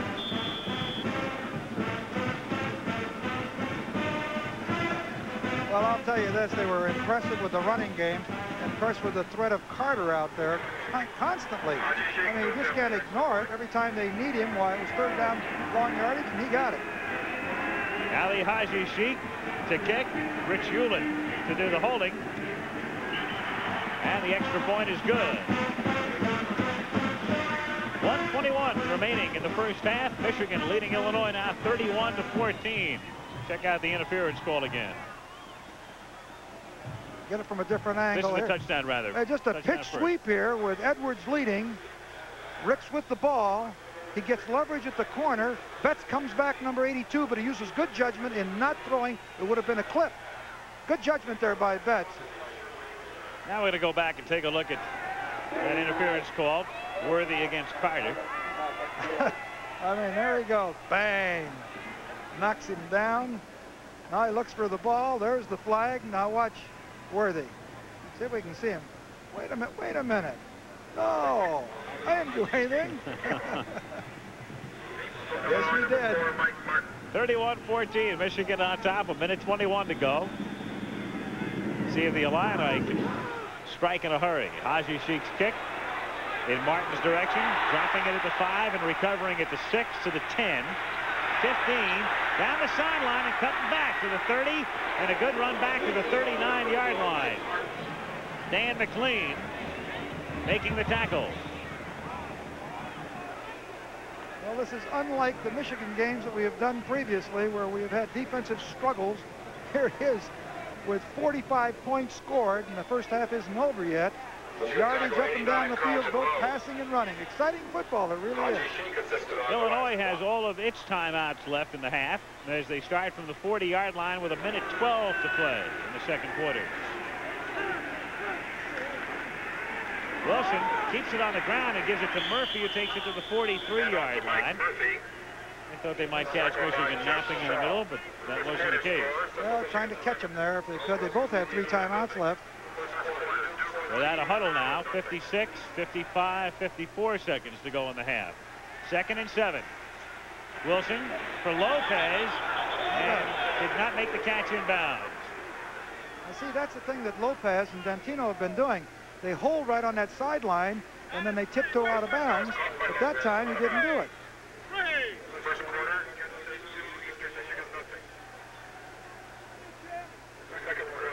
3rd and 7.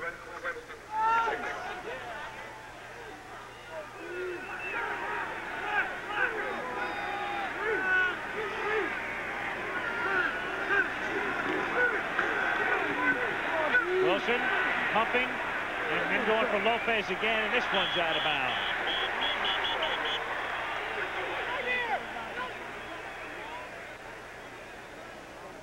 So 4th down coming up.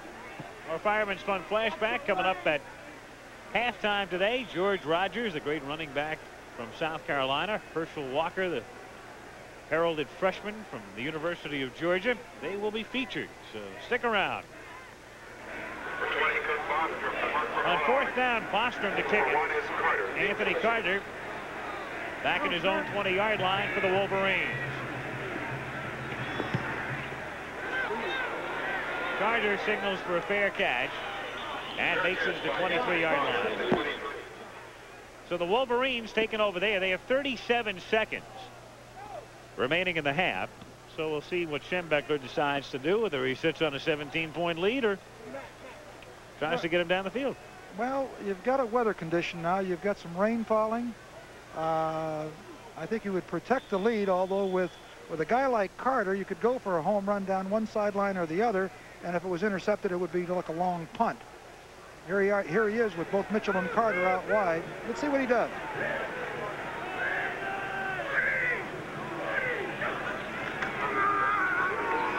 They give it to Ricks on a delay. 30, 35, and out to the 40-yard line. So a first down. Clock stopped momentarily because of the first down. As yet, no indication that Michigan wants a timeout. There it is. And now they do. So Michigan, indeed, will try to at least set up a field goal. Well, here you are, a little draw play, sprint draw, delay. Ricks just finds daylight. They're just really getting some big holes into the Illinois line. Of course, we've got to tell it like it is, I guess, that Illinois has had a lot of defensive injuries and been wounded, particularly in the defensive line. Here's Bo talking to Wangler. Coming up next week, a doubleheader. South Carolina, Georgia will be featured either nationally or regionally. And then the other game in your area to be announced on Monday. So another NCAA college doubleheader coming up next Saturday on ABC. The subject of telling you like it is, one reason Michigan may be trying to put a few more points on the board there is that the Wolverines don't really like Illinois a whole lot. In particular, Bo Schembechler was quite upset the way the Illini handled Gary Moeller's departure from Illinois. Moeller had been on Bo's staff here, went to Illinois for a couple of years as the head coach, got fired, and now Bo's got him back as the quarterback coach, and Bo's not too happy about that whole situation. Well, that's true. It's a very strange thing here because you have Gary Moeller, who coached against Schembechler for 3 years as the head coach of Illinois. Now he's over on the Michigan sideline as the quarterback coach. Here we go. Going to the air on 1st and 10. Wangler looking for Mitchell, and incomplete. Rick George covering on the play. Well, they had a blitz on that time. Illinois did, and they had one-on-one coverage. They had receivers open. Wangler overthrew. He had both Mitchell and Carter open on the play. No huddle, 2nd and 10. Michigan with 2 timeouts left. Again, they run the play with Ricks going to the left side this time. Ricks to the 50, to the 45, and out of bounds to stop the clock at the 46 of Illinois. And Schembechler berating the official for the moment, contending there was a late hit out of bounds. Bo would never do anything like that. No. Listen to that. Listen to me. And let's see as Ricks breaks to the outside off that draw. You see 16 Worthy. Let's see. Well, he's got a legitimate complaint you there. Bet he does. You bet he does. Joe Miles, 35. Joe Miles came out there. He was way out of bounds. You'd be able to tell that. He was he was almost over to the bench. Like I said, Bo's always right. Yep. 18 seconds to go in the half. Michigan is a 17-point lead. Wangler has pressure this time. Rolling to his right and throwing for Betts. And a flag is down. Good call. He made contact with him before the ball got there. At the 37-yard line, looked like Carter came up with a tip, but we've got a flag down on the interference call. Well, there was contact, definite contact made prior to the ball getting there. And interference was called. Taylor, number 30. Here it is. Let's see if we can see it here. There's the ball thrown right from behind there. We can't see it as well from this vantage point because he's behind him. You don't get the depth perception. It's Karuk Taylor, number 30, that was called on. So at the 39, it's a 1st and 10, but only 11 seconds left in the half. Wangler going for his man Carter, and incomplete. Tyrone Worthy covering on the play. The one thing Worthy wasn't going to do that time was let Carter get behind him under any circumstances. 5 seconds to go to the half. I'll tell you, they're dangerous and explosive. Wangler's now completed 6 of 10 for 129 yards. Some impressive numbers being piled up, accumulated by Michigan. Rushing totals of 223 yards thus far. Yeah, that's 352 yards and a half. Can you believe that? For Michigan. This is the first half of our NCAA doubleheader today. Most of you following this one will be watching the game between Navy and Washington from Seattle. Also coverage of the game between Furman and Appalachian State, Massachusetts and Boston U to be seen in the New England area on the second half of our NCAA doubleheader. Michigan is going to go for a field goal. At least they're going to line up that way. And this would be a 56-yard effort for Ali Hajishik. The Illinois 46. They'll spot it there. Into the wind, too. His longest this season, 45 yards. And the kick is considerably short. And the clock runs out on that effort. So the teams retreat to the dressing room. At halftime, it's Michigan 31, Illinois 14. The Wolverines with over 350 yards total offense. Let's go down and check in with Bill Fleming. Bill? I'm with Bo Schembechler, and Bo, you're happy about the 31, but probably not so happy about their 14. Well, it's been our problem all year, Bill. We haven't held them defensively, and although we can score, and we score a lot of points, it appears that we can never get too many because the other team keeps moving on us. I'll tell you, Anthony Carter has to be one of the most exciting players we've seen all season. Bo, you must be delighted to be coaching him. Well, he's a tremendous athlete and a wonderful youngster. And this is a good game for him, but this is not. I've seen him do a lot better things than he's done so far today. Okay. Thanks, Bo, for joining us. I hope you improve the weather in the second half. We'll be back with our halftime activities after this word, and also a word from our local stations. It's halftime here in the Michigan Stadium in Ann Arbor. Before the start of the second half, let's talk with Mike White, the head coach of Illinois. Mike, it was an exciting first half, perhaps not so much so for Illinois as it was for Michigan. I would guess that you're going to have to defense Carter in the second half. You got that feeling, huh? You saw the same thing I did. Oh, Bill, it's a case of our defense being overmatched in this particular game. Carter's an excellent football player. Michigan has an excellent game plan. our players, there's no, you know, nothing we can do technically. We just have to do a better job, and our players have to start believing that they can play against this team, because we came out a little bit of awe. I think we sat back and watched them play instead of playing ourselves, and we just got to improve it. Well, if you play as well as you played last week against Purdue in the second half, we're going to have a good one. We're looking forward to that, and we're looking forward to the second half. Thanks, okay, Bill. Mike, thanks very much. So let's get underway, and let's go back upstairs now with Al Michaels and Ara Parsegian.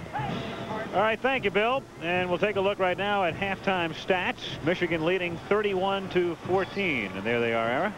Mike White was talking about their difficulty in stopping Michigan. It's reflected here in the statistics. Total yardage of 352 yards to 194. But look at the difference in the rushing statistics. Illinois with 21, Michigan with 223. Just incredible numbers there. The passing, though, of Illinois, which we talked about at the beginning of the show, 173 yards. And they came back against Purdue last week. And, of course, that's where Wilson set that record, yardage-wise, of 324 yards and a half. And, of course, if he gets a hot hand again in the second half, why, it could be an interesting ball game.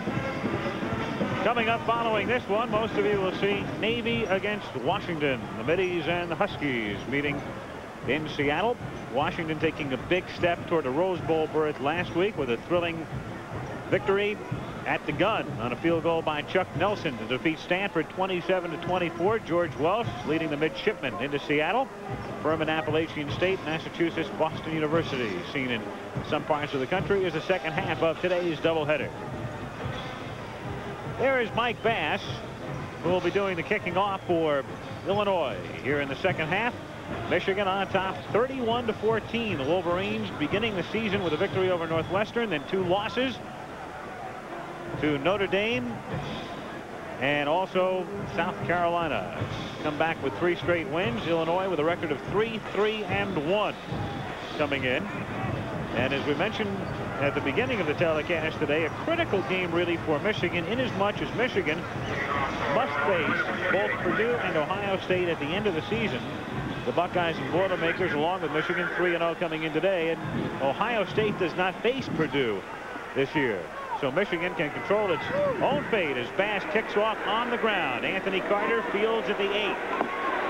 To the 15, the 20. And Carter dropped to the 27-yard line.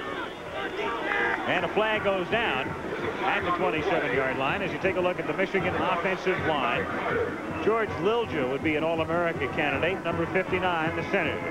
And the backfield, Wangler went all the way in the first half. Edwards and Woolfolk, the running backs. Carter and Mitchell are the wide receivers. Personal foul is the indication against the Illini.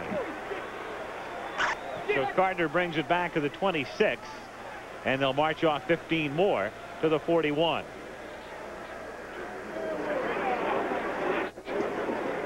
Not a very good start for the Illinois team. Covered the kickoff pretty well with Carter having his hands on the ball, but 15 additional yards tacked on for a personal foul.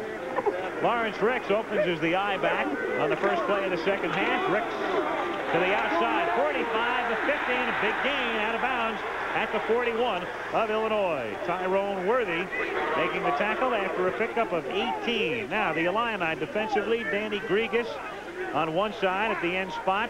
Dave Dwyer, the converted fullback, the defensive tackle. There's the nephew of Dick, Mark Butkus, number 53, and 96, Don Thorpe on the other side. Tony Scarcelli, one outside linebacker. John Gillen, team's leading tackler in the middle. On the other outside backer position, Jack Squirick, number 34. First and 10 from the 41-yard line. It's Edwards moving through the middle, the 30, the 25, and the 20-yard line. So a most inauspicious beginning for the Illini here in the second half. Well, they're just coming right back and doing what they did in the first half.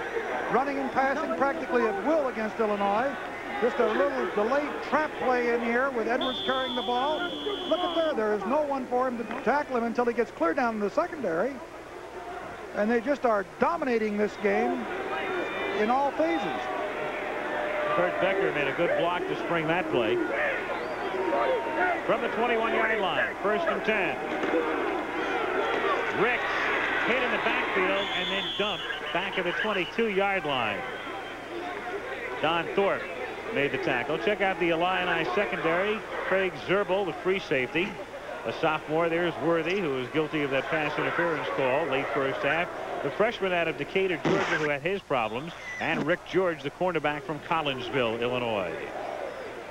2nd down and 12. Michigan at the Illinois 22-yard line. Wolverines leading by 17.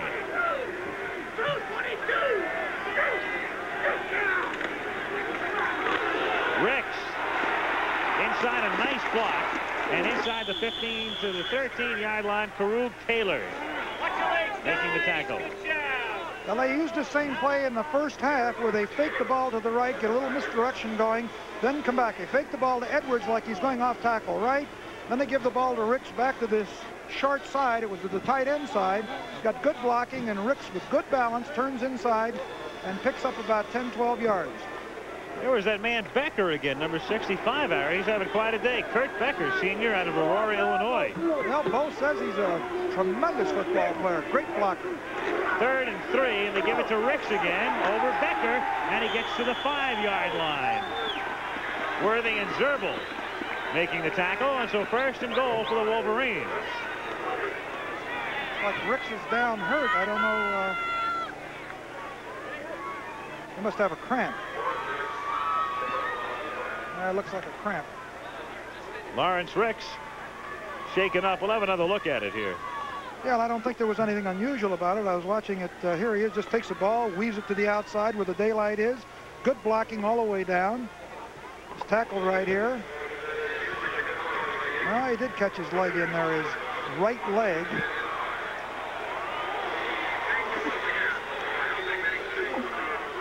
So Ricks needs attention. Woolfolk will come in to replace him. We have 12:54 to go in the 3rd quarter. Michigan 31, Illinois 14. Lawrence Ricks came off under his own power. Butch Woolfolk in to replace him at tailback. His play resumes. 1st and goal. Michigan at the Illinois 5-yard line. Michigan leading 31-14.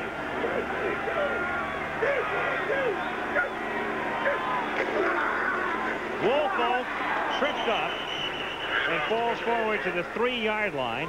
Don Thorpe made the tackle. Woolfolk and Ricks have both been slightly injured for the past couple of weeks. Ricks came out, and there's Butch, who took a pretty good shot. He's hurt.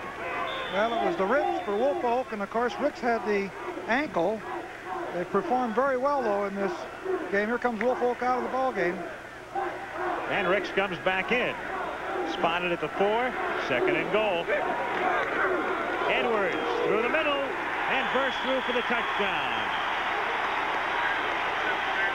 Stan Edwards scoring the TD. Bubba Parrish and Ed Moransky and Kurt Becker, the men up front, who did their job. And Michigan has opened it up, leading by 23. Edwards out of that fullback spot having quite a day. That's 110 yards on 10 carries for Stan Edwards. Most of them are that trap play with Becker coming across, doing the trapping. And Bo was talking about Becker yesterday. He says he's just terrific. He's 6'6", about 255, can really move. Haji Sheik for the extra point. And Alley's kick is good. We've been talking about that Michigan line. Men up front doing their job, and we'll see it again, that surge, enabling Edwards to get in. Well, the offensive line was to be their strong suit. Here they are down around the goal line. In this particular case, number 67, John Powers, does the trapping. Edwards finds the seam and thrusts all the way through. Look at the line, block everybody down all the way back over the goal line. Number 75, Bubba Parrish, 6'7", 270, drove his man clear back into the end zone.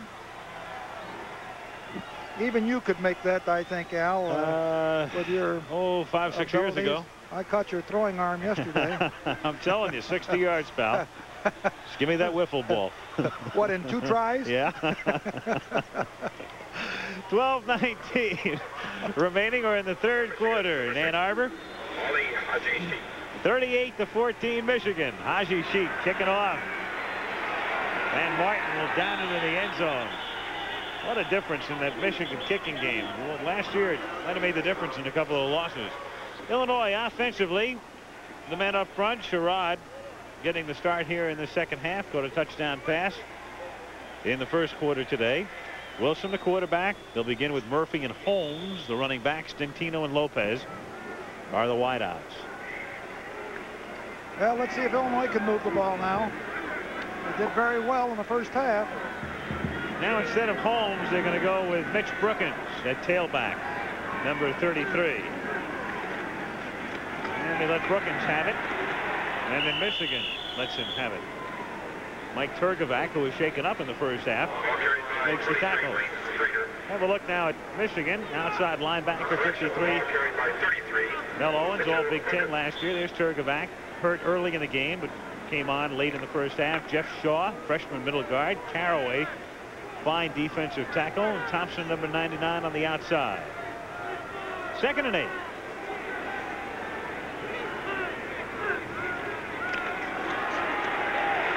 Wilson, incomplete, and you may have offensive pass interference. Body was going for the interception, and all Lopez was doing that time was trying to keep Body away from getting that interception. I think it's probably the poorest pass Wilson thrown thus far in the game. He was definitely covered. He should have thrown the ball away. They did make a good call. Lopez did interfere there. Otherwise, it would have been intercepted. He rolls out to his left. They did complete this pass in the first half. Same thing, rolls back and tries to throw back to Lopez. And you'll see here that really, from a judgment standpoint, it was a poor throw. And they called interference on the part of Lopez making contact. And there's the assessment. Jeff Shaw has come out of the game for Michigan, limping off. Here's the play isolated again. Little doubt about this one. You see, he reaches in there. You know, I fault really Wilson on that. Wilson should never have thrown that ball in there. Penalty puts it back at the 10, lose it down, 3rd and 20. Illinois has been penalized 7 times today for 82 yards. They stay on the ground, give it to Mike Murphy, and he gets only a couple, and the punting unit comes on. So Illinois to boot it away. The rest of the Michigan defense, take a look at him. Gergash, there's Canavino, the team's leading tackler, the inside backer 41. Strong safety out of Ann Arbor. Bostic, Brian Carpenter, Jr. Pretty young team. Body, a junior, out of Detroit. Jackson, a junior, out of Cleveland. Bo's going to have a lot of these fellows back next year. Kirk Bostrom to kick. Good high spiral. Beauty. Carter from the 40 and dropped there. Good one-on-one tackle at the 39-yard line. Well, that was good coverage that time. Excellent. And Michigan taking over at that spot. Coming up tomorrow, special Sunday edition, Chargers and the Cowboys, live at 9 o'clock Eastern time. The regular Monday night game will be the Jets and the Dolphins from New York. But San Diego and Dallas tomorrow. 39-yard line, 1st and 10.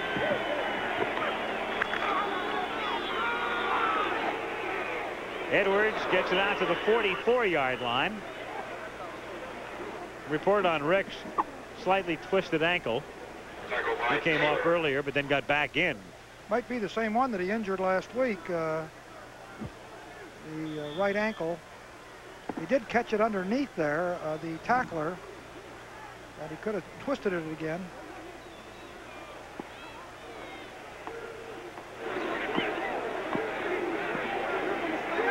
Second and 6 from the 44. Go ahead.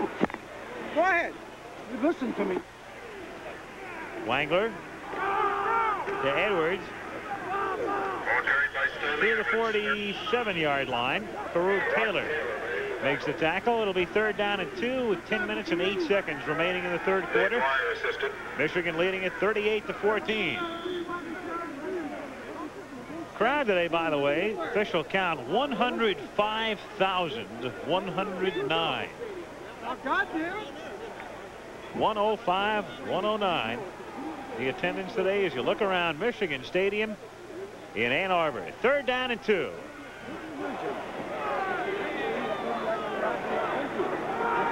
Spangler to Carter, who gets hit as the ball arrives.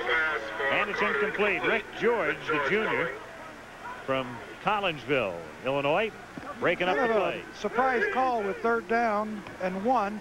They try to hit a look-in pattern here. The D was double this time from the front and back. The ball was thrown by Wangler behind Carter. Carter was open. If you'd let him in front of him, he'd have caught the ball. The ball was thrown behind him. A very difficult catch for Carter. Don Bracken, the freshman, the punt for Michigan. High kick that hangs, and fair catch called for by Martin, who then drops it at the 21-yard line, but recovers it. The Illini at their own 21 with 9:29 to play, 3rd quarter, 33-yard kick. Michigan ahead by 24. We'll be right back.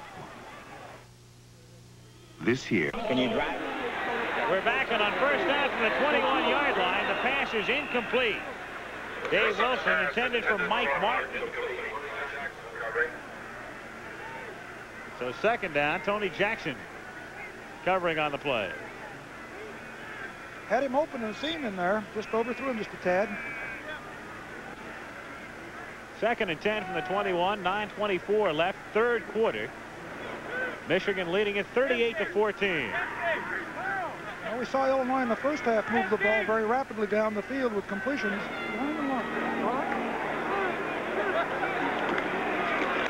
Wilson on 2nd down, and he almost drilled it through Dentino's chest. 3rd down. Dentino said Wilson knows he's not threw it too hard. Well, see, my fault. 3rd and 10. Dave Wilson, certainly a man who's had his share of things to think about. I guess a classic case of divided attention this year, trying to concentrate on football and spending a lot of time in legal battles because of the eligibility situation. 3rd down and 10 from the 21.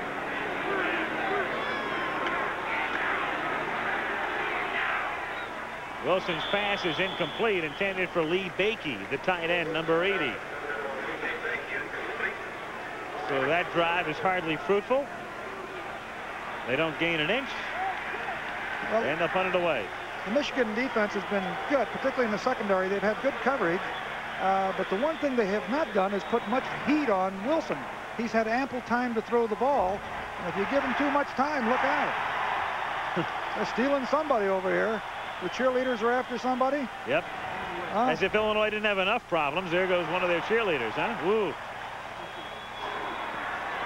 Yeah. A little rough. Bostrom's kick was tipped and goes out of bounds at the 38-yard line of Illinois. So the Wolverines taking over there. 17-yard kick. A couple of ticks over 9 minutes to go in the 3rd, and Michigan leads 38-14.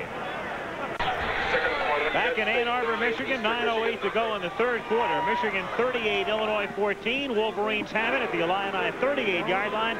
1st and 10. Edwards now operating from a tailback spot. Takes it to the 35. So Ricks and Woolfolk, who've been battling minor injuries, have both been shaken up in the past few plays. So they move Edwards from fullback to tailback. He's had a great day. And it's 2nd down and 7. Ingram is in at the fullback position. Yeah, the position is not unfamiliar to him. That's where he played last year. But it tells you that, the injuries can take. This is the 3rd tailback, essentially, that they've used in this game. 2nd down and 7. Not that Woolfolk or Ricks are shaken up to the point where they can't play, but I guess both fields with 24-point lead. Why fool around? This is Ingram to the 30, to the 25, and a 1st down to the 23-yard line. They're just out muscling them in the middle. Really are. You got to point out the offensive line as you read across it for Michigan.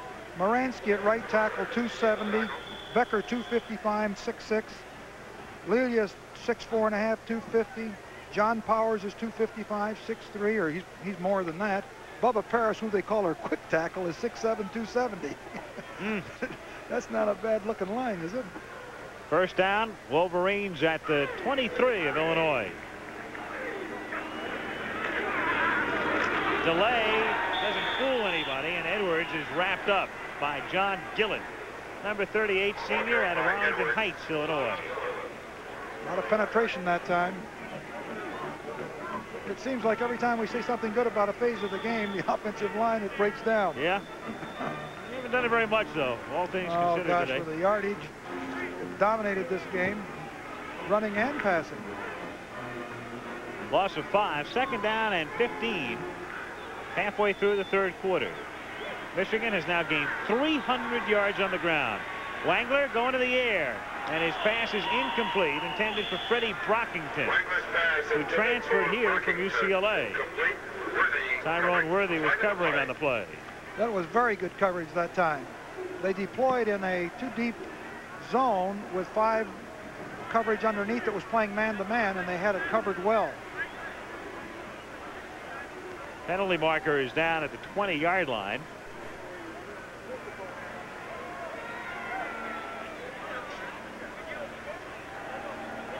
Interference against Michigan. Offensive interference.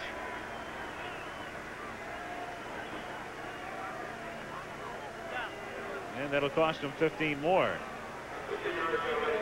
Put it back at the 43. All right, let's get some update on a couple of scores. Check in with Bill Fleming. Bill? All right, and we'll keep our viewers up to date on some scores this afternoon. 6th-ranked Florida State now out in front, 24-3 over Memphis State, that game in the 4th quarter. And North Carolina leading East Carolina 21-3, that one in the 3rd quarter.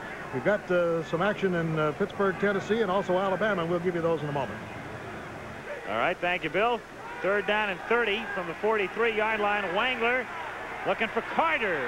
Incomplete, and Anthony gets bumped as he goes out of bounds. Rick George was there covering on the play. Well, on the previous play, on that interference, he also gave us a signal of loss of down. It is now 4th down. On the offensive interference call. Yes. So they'll be forced to punt here. Don Bracken will do the kicking. Mike Martin dropping back deep, along with Craig Zerbel for the Illini. Martin's going to get gun shy after a while. He hasn't fielded one yet, has he? He's dropped the ball. Having a tough time. Bracken gets it away. Good kick, but it will go through the end zone. And out to the 20. The Illini starting from there. 43-yard punt, 23 net. Let's check in again with Bill Fleming. All right, at Tuscaloosa today, in the 1st quarter, Alabama has just scored on a 25-yard run by Don Jacobs, the quarterback, going 50 yards in 5 plays against Southern Mississippi. That one's 7-0. This is an interesting game. Pittsburgh scored first on a 37-yard field goal, and then Willie Gault came right back with a 100-yard kickoff return for Tennessee. The kick wasn't good, and the Vols are out in front 6-3. That has great promise of being a barn burner. Meanwhile, here we just had a penalty call. Ball had gone into the end zone on the punt. I think there was a clip on the part of Illinois. Either that or blocking below the waist, I believe. Worst kind of penalty to get, because the ball is going into the end zone. There was no question that Martin was letting it go there, yet they were setting up the return. And that's the call. It was interesting because it looked at it. The ball was already in the end zone when they threw the block. That's judgment on the field. So instead of 1st and 10, it's 1st and 20 from the 10-yard line.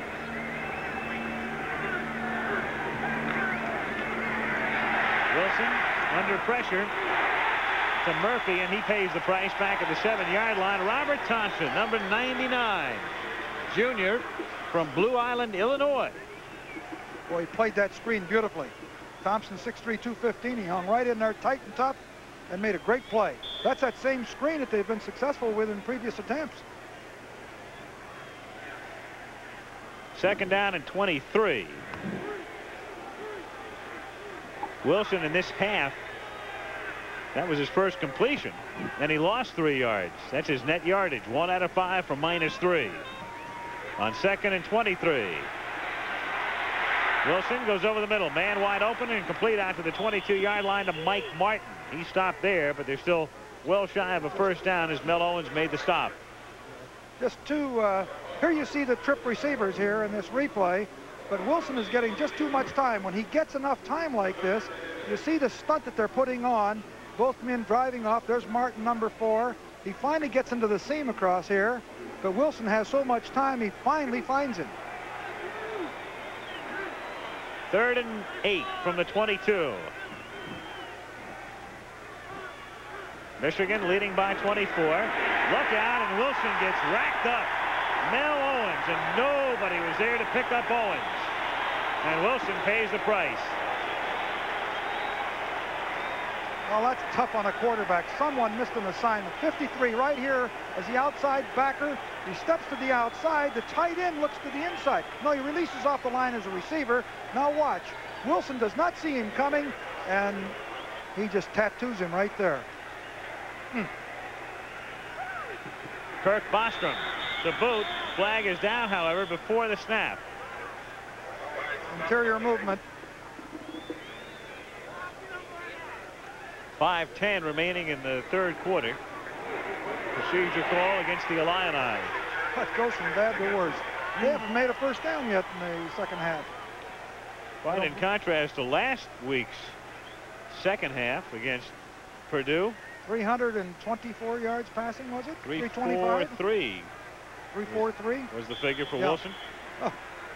Now they haven't been able to do anything in the second half. Of course, we got to give credit to that Michigan defense. They're playing very well. Bostrom, low line drive kick. Here comes Anthony Carter. 40 and to the 37-yard line. And a fumble. And Illinois may have it, and they, I believe, do. Illinois with the recovery. John Benegoni, number 7. Here it is again as Carter looks like he might be able to set up something decent here. Well, he makes a couple people miss. He weaves. Look. A lot of people missing. Let's see.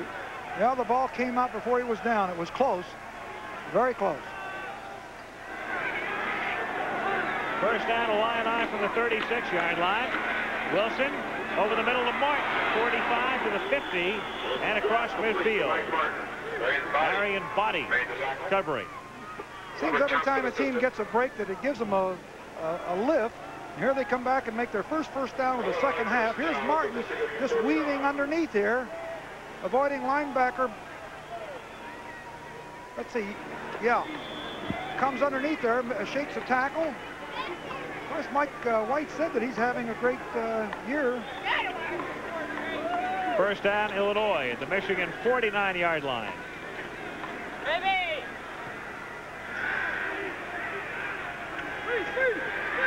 Wilson under pressure from Owens, complete out to the 47-yard line. The minimal gain there as Mitch Brookins picks up the yard, maybe 2. 4:15 remaining in the 3rd quarter. So Dave Wilson trying to guide the Illini back. They trail by 24. We missed it earlier, and you've probably been reading about it. Gotten a lot of publicity around the country. Dave Wilson, the eligibility question in and out of court. He is secure as far as playing the balance of this season is concerned. The question is whether he'll be eligible now for 1981 or not. 2nd down and 8.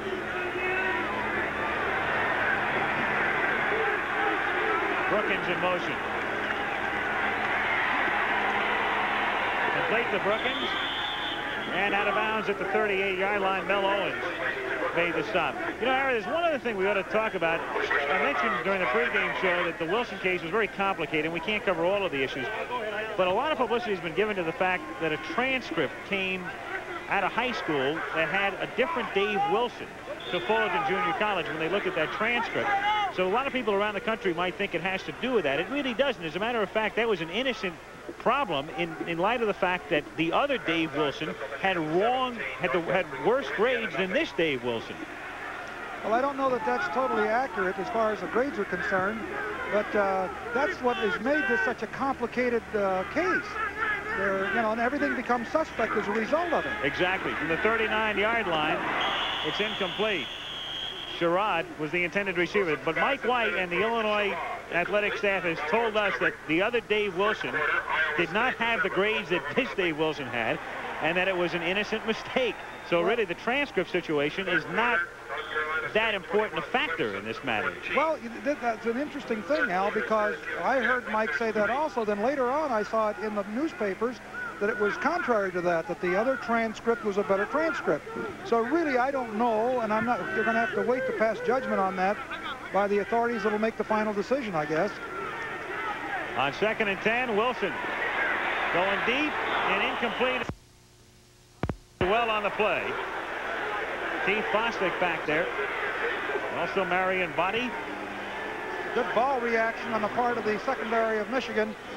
Ball was up there, and there was a lot of reaction to it, which is important. A lot of ground cover. They got over there, played it tough. Looked like he was going to be open there for a moment. Just a postscript on that transcript matter. Introduced, was it in court by the Big Ten, and it was dismissed as evidence by the court. So again, as we said, we could talk about the Wilson case for a couple hours. We're just trying to give you some of the facts involved, and of course we gave it extensive treatment on our pregame show today. 3rd and 10. Wilson overthrowing the intended receiver, Greg Dentino. Well, what happens in the Wilson case, of course, is that you've got everybody else in the conference a little upset by it because the enforcement or regulation by the Big Ten Conference itself has not been what they thought it should be. You know, even Bo Schembechler wondering about it, the people that play against them. And it is really a strange case, and certainly I'm not qualified to pass judgment on it. I don't have all the facts. And it's so complicated that neither does anybody else, it seems like. That's why it's been in and out of court so much. 4th down and 10. Illinois will go for it, apparently, and in the meantime, they'll take a timeout to discuss it. We have 3:21 to play, 3rd quarter. Michigan 38 and Illinois 14.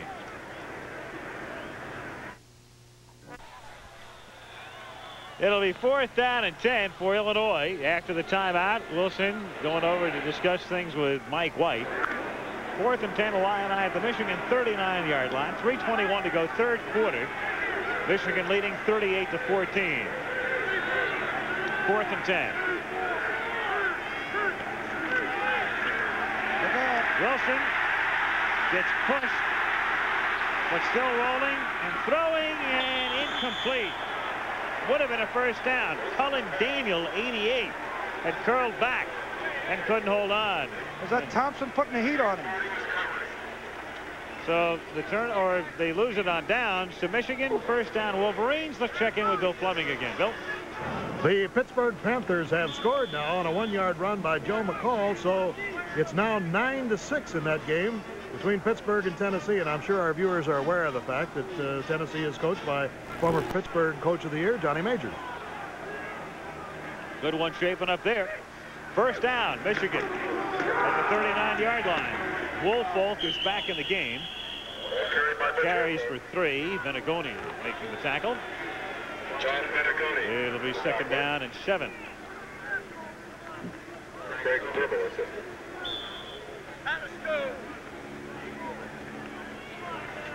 Brockington back in at a wide receiver spot, replacing Mitchell. Carter splits to the left and Brockington to the right. Woolfolk, 40, and run out at the 44-yard line by Craig Zerbel, number 32. 3rd down, 5. So Michigan much in control and command of this one, Aaron. Perhaps looking forward here, we might get a chance to see this heralded freshman who we touched upon earlier in Steve Smith. There he is, number 16. Let's see some action here pretty soon. If I know Bo Schembechler, it won't be until the middle of the 4th quarter. He's concerned about his defense. 3rd and 5 from the 44-yard line. Wangler, incomplete. Intended for Norm Betts. You see, he lost the South Carolina game because he took a chance at about the 29-yard line on 4th down, failed to make it, and South Carolina went on to win the ball game 17-14. And of course, the defense has yielded 14 points here, and you know, you never know when Wilson can get hot. So there's no way that I think that he'll make any mass substitutions until at the earliest the middle of the 4th period. Wolverines at the punt here is Bracken. Kicks it end over end. Low and on a hop. Juggled at the 10. Dentino still on his feet and smothered at the 12-yard line. Kicking again with Bill. Well, everybody said that the Alabama-Southern Mississippi game was going to be a good one, and it is. Southern Miss has just scored on a 1-yard run by the nation's leading scorer, Sammy Winder, and it is now 7-7, 13:26 to go in the second quarter of that game in Tuscaloosa, where, incidentally, Alabama's only been beaten once. So, hang on to it. We're going to be seeing highlights of that Alabama-Southern Mississippi game at halftime of the second game of our doubleheader today. Most of you will be seeing Navy at Washington. Illinois from the 11-yard line on first down. Mitch Brookins gets out to the 17-yard line. I'll tell you, Al, I saw that Southern Mississippi earlier in the year when they beat Tulane down in the Superdome, and I said, this is a good football team. And before the game, I said, they're going to give Alabama a pretty good afternoon because they are a tough, hard-nosed, fundamentally sound team. Nothing fancy about them. They just come after you. 2nd and 4 from the 17-yard line. 1:45 to go. Third quarter. Michigan ahead by 24.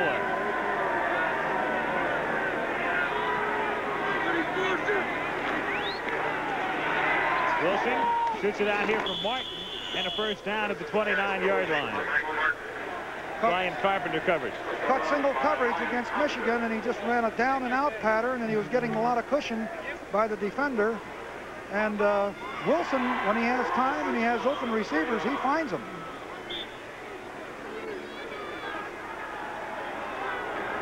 First down, Illinois from the 29-yard line. 1.5 minutes to play in the third quarter.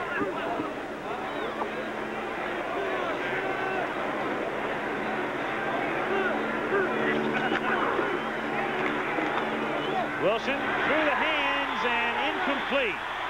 Through the hands of Strader and nearly intercepted by Brian Carpenter. That was a good call. The ball hit the turf. Almost made a great interception.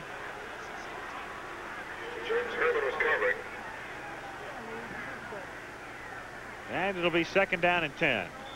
It's always interesting to see those situations where the defender puts a little con on the official. The official saw that the ball hit the turf.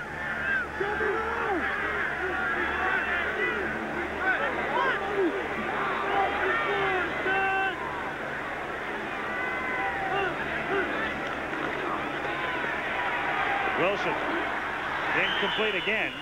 Lee Bakey covered on the play by James Herman, backup linebacker number 94. Yep, it's that time of year in Ann Arbor. Get out the coats, gloves, thermals. You know, Bo said had great confidence yesterday. He was loose, and he said, as far as playing a great passing team, he says, you know, we played California. Campbell is one of the finer throwers in the country, and we did a good job on him. And the strategy here obviously has been not to blitz, 3-man rush, 8 people deployed in various defensive maneuvers, sometimes man-to-man underneath with zone deep, sometimes pure zone or combinations. It's worked. 3rd down and 10. Wilson thrown out here to Bakey and dropped at the 38-yard line. I don't know if he got it or not. Very close. They need to get to the 39-yard line. No, he's short of it. He's short of the first down, it appears, from the looking across to the far side of the field. Here's Wilson back in the pocket. He has had time because the rush has been very moderate in number. Here it is. Here's the pass right to the sideline. And I don't think he quite got, no, it's 4th down. They're going to go for it? Sure. That was Bakey that caught the ball. 4th down, half a yard to go. They're down by 24. They're going to go, huh? Little doubt. They got to go for it at this point. Try to get on the board. 2 tight ends, flanker back. Murphy and Brookins are the running backs. Ah, somebody moved. Yep, he drew them offside. Yep, they did. Looked like the Illini. And he staggered his cadence in there, and they bought the package. They bit the bait. No, look, he's signaling the other way. Yep. Illinois jumping initially. It looked like Michigan had jumped. Maybe some interior lineman had moved. They're going to call it against Illinois. Could have been Bakey. I didn't see. The other Bakey, 63. Yep. I didn't see it. Let's see if we can see it in the replay here. I thought that Michigan had jumped, but possibly there was a movement in the interior line. Let's see here. Well, that doesn't look to me like it looked like the call was incorrect. So on 4th down and 6 now, they have to kick. And it's a good kick this time, taken back at the 14-yard line. Carpenter, and he comes back to the 19. So Brian Carpenter returning that one, and the Wolverines have it at their own 19-yard line, 1st and 10 with a minute and 3 seconds remaining in the 3rd quarter. Michigan was leading at the half, 31-14. They've scored the only points here in the 3rd period. Wolverines on top by 24, trying to go 4-0 in the conference. Well, Michigan came right out at the end of the half and drove right down the field, but since that time they've had opportunities but have not capitalized on them. They flattened out a little bit. From the 19, it's Edwards. Stan gets 5 out to the 24-yard line. Farouk Taylor made the tackle. Everybody in rain slickers. Had some on and off drizzle today. Cold day. South Bend kind of day, Ira. Well, these days where there's a lot of humidity, and of course the chill factor is with the wind makes it rather uncomfortable. 2nd and 5. It's Edwards. Wrapped up in the 24. Yeah, you're used to this. We certainly don't see any days like this in Menlo Park, California, pal. Well, your ground rumbles out there once in a while. We got to bring the coat this week. Clock ticking down. And the 3rd quarter will be terminating here. Just a few more ticks. Teams will change ends. And the Wolverines will be 15 minutes away from their 4th consecutive win. They have things well in hand right now through 3. Michigan 38 and Illinois 14. 4th quarter. Al Michaels, Ara Parsegian, Bill Fleming from Ann Arbor, Michigan. As John Wangler goes back to pass for the Wolverines. Throws incomplete to the 33-yard line. Chuck Christian, the intended receiver. Let's check in with Bill Fleming. Bill? Okay, and Pittsburgh, Al, has just scored to make it 16-6 in that game against Tennessee. Randy McMillan going over for the score, and the key play in that drive was the pass play from Tricano to Collins. Now, Michigan State has scored against Purdue on a 57-yard run back of an intercepted Mark Herman pass, and the Spartans lead in a surprising score, 8-3. I'll say Purdue unbeaten, along with Ohio State and Michigan coming in today, as the Wolverines have to kick it. Don Bracken off the side of his foot still gets a nice bounce. Stantino returns it to the 39-yard line. And Dave Wilson leads the offense out there after a 42-yard kick on a hop. Here are the numbers through 3. Well, the dominance of Michigan, the Wolverines in this game, is reflected here in the yardage. Total yardage of 439 yards, 310 of it on the ground to 252, and 19 first downs to 13. There's no question about it. Illinois has not been able to stop Michigan either on the ground or through the air. Illinois at its own 39-yard line. Brookins gets 2 to the 41-yard line. 2nd and 8. Nor has Illinois been able to make any yardage on the ground against Michigan. Michigan has been a good defensive team for the most part against the rush, but they have yielded yardage during the course of the year through the air, and most importantly, they've been giving more points than they have in the entire decade of the 70s. 2nd and 8.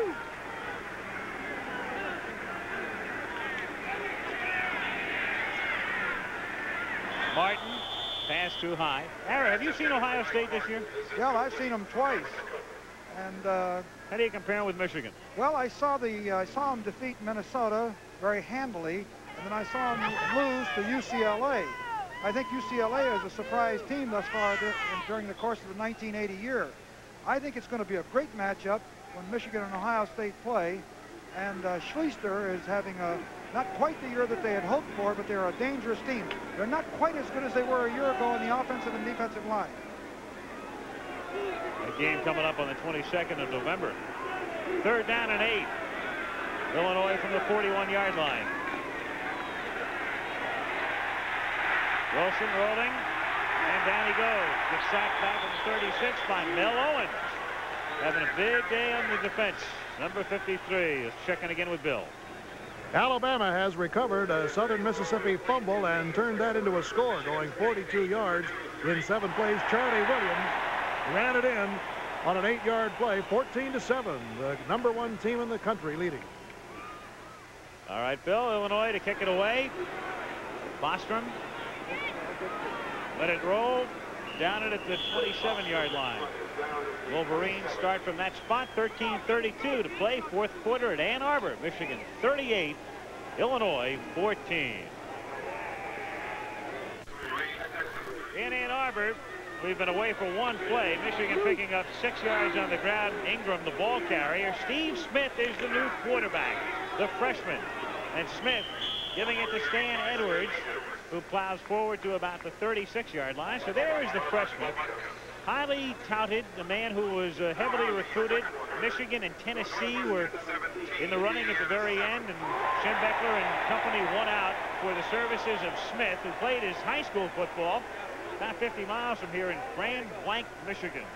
Bo is really high on him, and I'm sure that both Schembechler and Smith are pleased that he's having an opportunity to play here this afternoon. They think he's got a great future here at the University of Michigan. On 3rd and 2, Edwards first down, 40, 50, to the 40, and down he goes at the 34-yard line.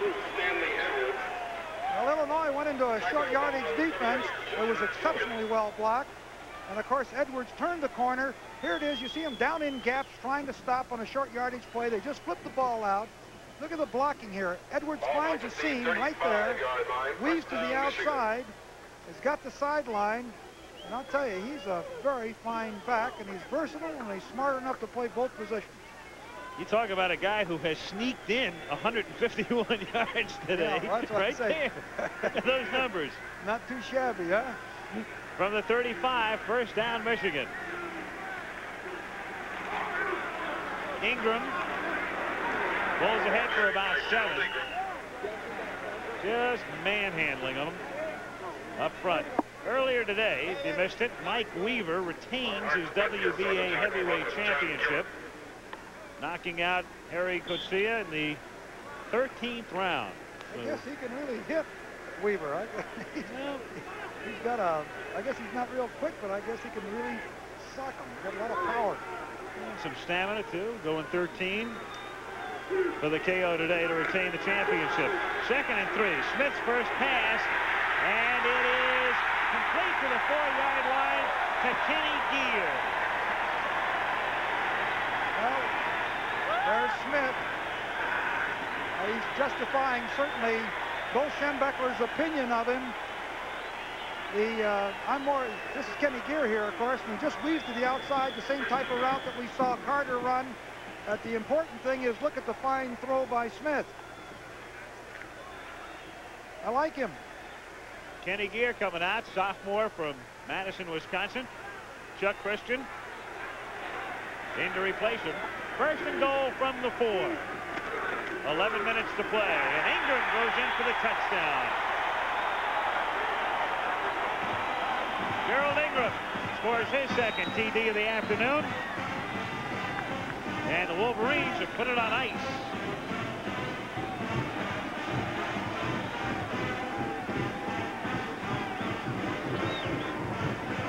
(44-14), Michigan. Haji Sheik in to try the point after. Smith didn't look too bad, did he, on that drive? Took him right down the field. Haji Sheik, 5 of 5 at extra point attempts today, and he's also kicked the field goal. Flag is down. Kick is good, but we've got a penalty marker.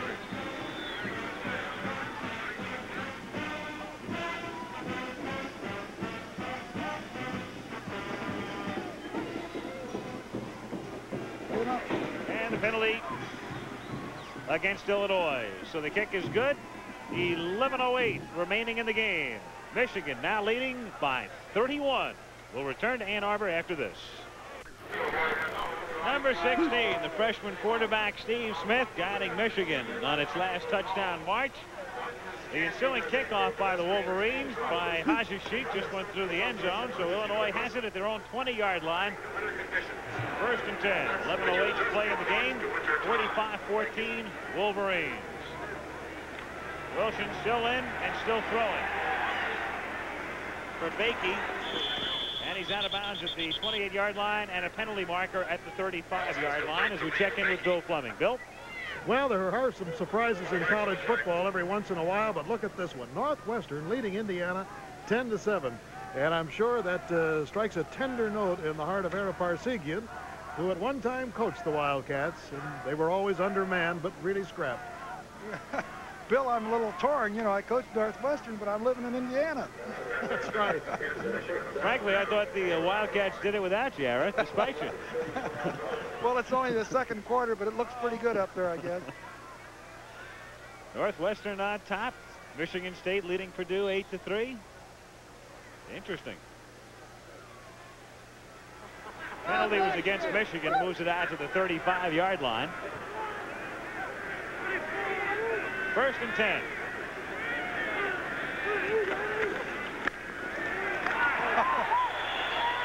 Nothing doing from Rich Brookins. Mike Turgovac makes the stop, and let's go back to Bill. A moment ago, you were talking about Ohio State and Michigan.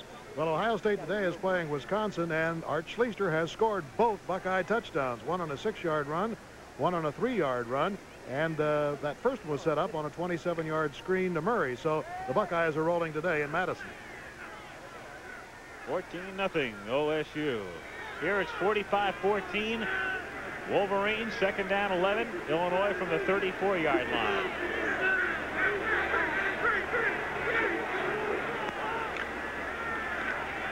Wilson to the near side, complete out to the 47-yard line, and a first down to Cam Benson, number 40. Coming into play today, again a look at the Big Ten standings, the 3 unbeaten teams.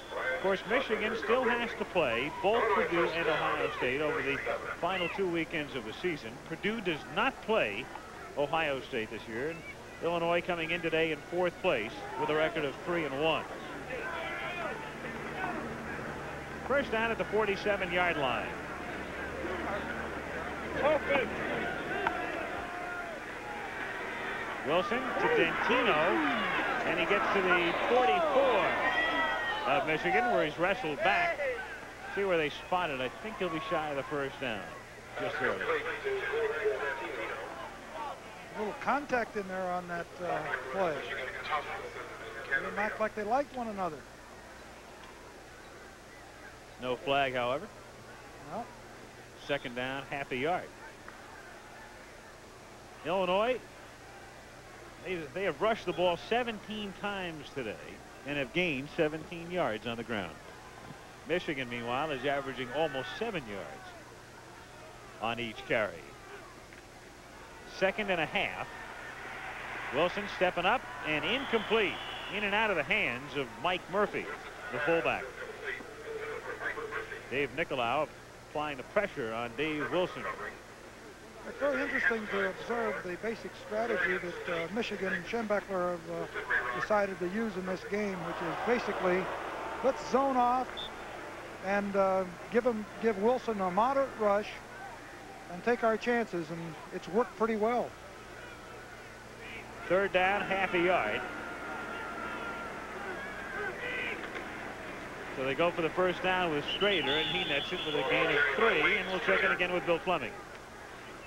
An update now on the Alabama game. The Crimson Tide is rolling 21-7 over Southern Mississippi with 2:55 to go in the first half. Incidentally, you'll see highlights at halftime of the Navy-Washington game today. Ken Coley, by the way, fumbled on the 2-yard line. The ball dribbled into the end zone, and Major Ogilvy recovered it for the Alabama touchdown, going 60 yards in 7 plays. All right, Al.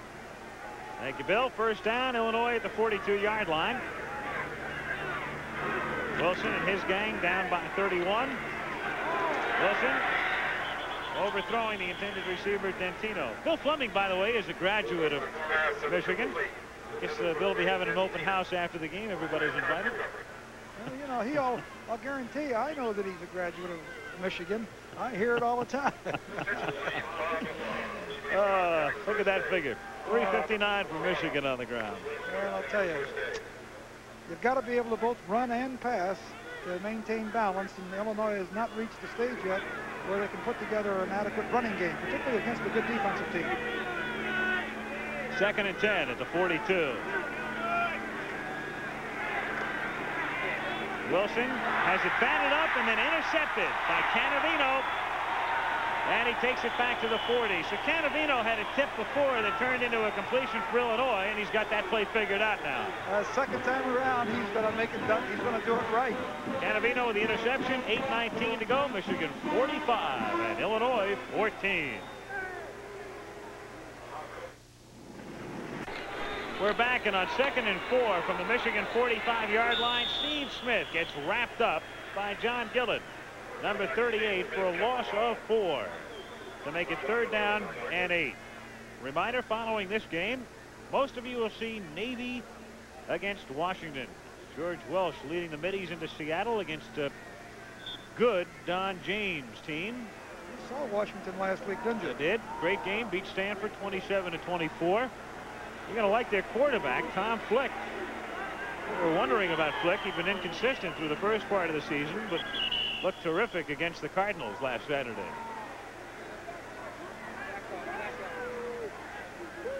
Time call by the officials here. Michigan, I think they were getting too close to the field. The fellas on the bench, they wanted them to back up a bit. Place the sidelines, yeah. Give the chain gang some room down there. I think it's been a great improvement this year with the rule that everybody has to be back, because most of the time I know I was an offender of it. Get out there on the sideline onto the field of play. Incomplete, but a marker thrown, and interference will be called on Rick George, number 6, the defensive back. He doesn't agree. Yeah, he reached in there with his left arm from what I could see from this press box vantage point. Let's take a look at it again. Watch George reach in with his left hand prior to the time that the ball gets there. Here comes Kenny Gear. And watch his left arm reach in here. Look at this. You see right there? Contact being made. Definitely interference. So a 1st down for Michigan at the 46-yard line. 6 minutes and 58 seconds remaining in the game. Michigan leading 45-14.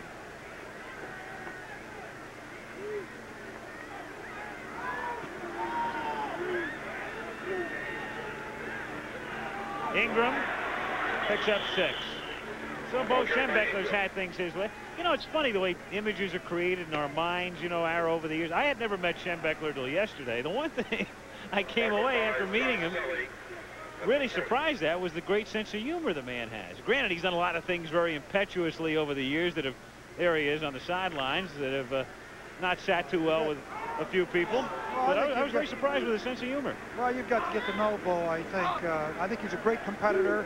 He shows emotion on the sideline and the field. And here's his team running through Illinois again. But, you know, he was on my staff at Northwestern and was at Miami when I was coaching also. I was the freshman coach. And Bo was a great competitor, a great football coach. You know, in the decades of the 70s, in addition to the great defensive record, he was the winningest coach. And that includes Alabama for that entire 10-year span. Finished in the top 10 9 of the 10 years. And really, he's got a great sense of humor and a funny guy. But I think sometimes his competitive instincts are misunderstood. 1st down, Michigan at the 32 of Illinois. And Smith takes a wallop from Dan Grigas.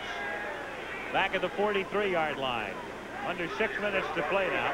Well, Smith can say, well, he can say, welcome to the Big Ten, welcome to big-time football. He didn't get any protection. He's blindsided. He's looking to his left. Here he is rolling out to the left, does not see the rusher. Number 92, Dan Grigas, and he gets sacked. But he's a tough kid. Bo says he's a good, tough youngster. 2nd down and 21 at the 43-yard line.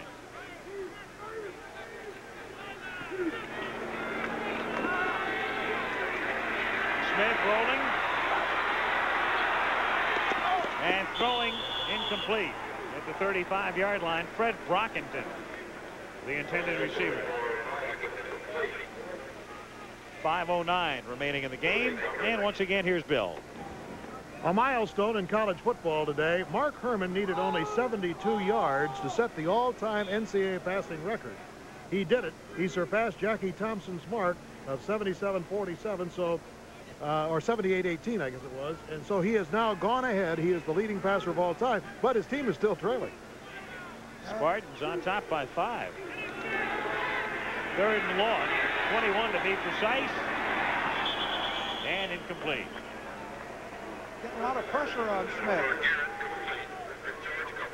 They flushed him out of the pocket, made him throw on the run, and they did not have a good series that time. Wolverines to kick. Michigan on top, 45-14. They've led from the outset.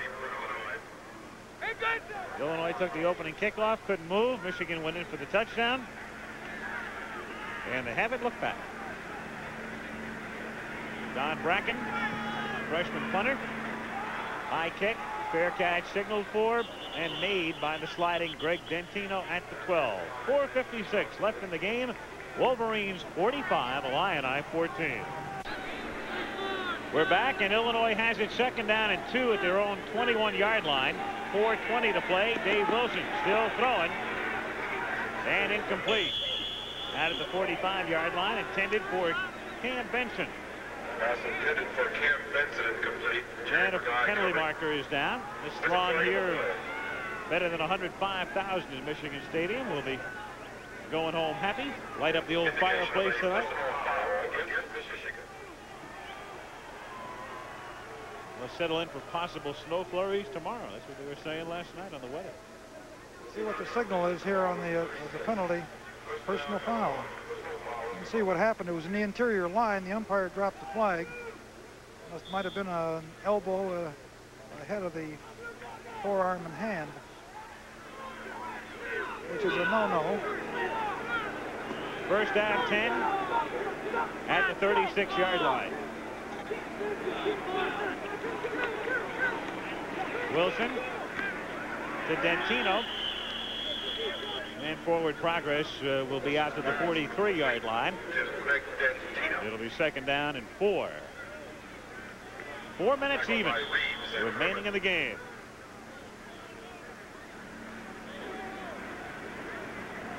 Well, they keep putting it up in the air. Illinois does.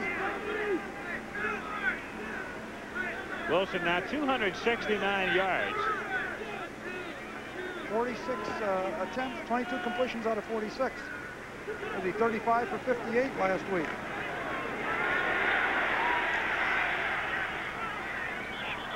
Incomplete. Cam Benson, intended receiver. 3.5 minutes to play. Here's Bill. Well, this is a regional day on ABC, and we have some of our audience joining us. Florida State and Memphis State viewers who saw a 24-3 game are joining us right now. Florida State still number 6 in the nation. And the Missouri-Kansas State game is now over with the Tigers winning it 13-3. So welcome to Ann Arbor. And here we have 3:30 remaining in the game. 3rd down, 4 at the 43-yard line for Illinois. As Wilson goes to the air for the 48th time, a penalty marker is down. Mike Sherrod makes the catch. And he's hit down at the 46-yard line by James Herman. Flag was thrown by the back judge. I don't know whether they called offensive interference. Apparently on Sherrod. Yep. I didn't see it from here. But the back judge, which is the deepest of the officials in the defensive secondary, apparently detected an interference call.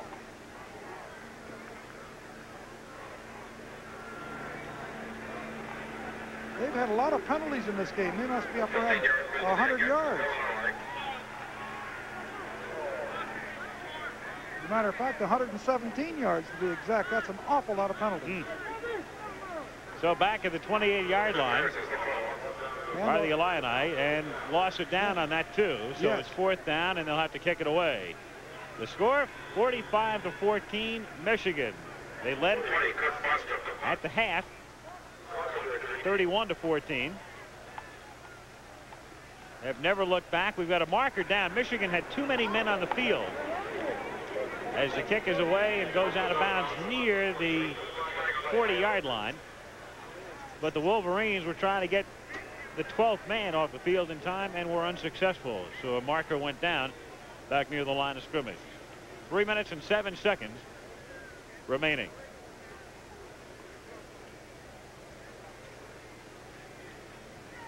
Penalty against Michigan.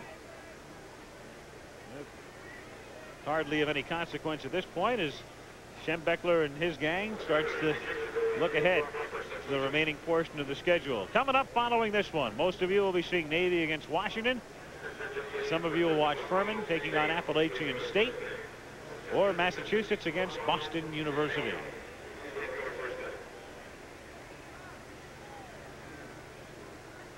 Officials discussing the options here with the Illini. It was 4th down and about 18. Preparatory to the punt.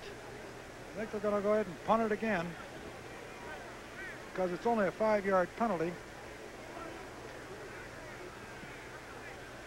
And the kick wasn't a very good one. So they'll march you off the 5. It'll be 4th down and 13. And they'll do it again.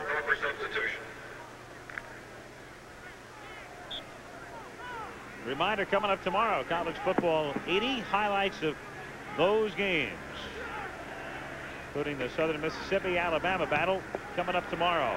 Much better kick this time by Bostrom. Fielded at the 23-yard line by Brian Carpenter. Flag is down. 40, 50. Carpenter's going to go all the way, but there's a penalty marker back at the 25-yard line.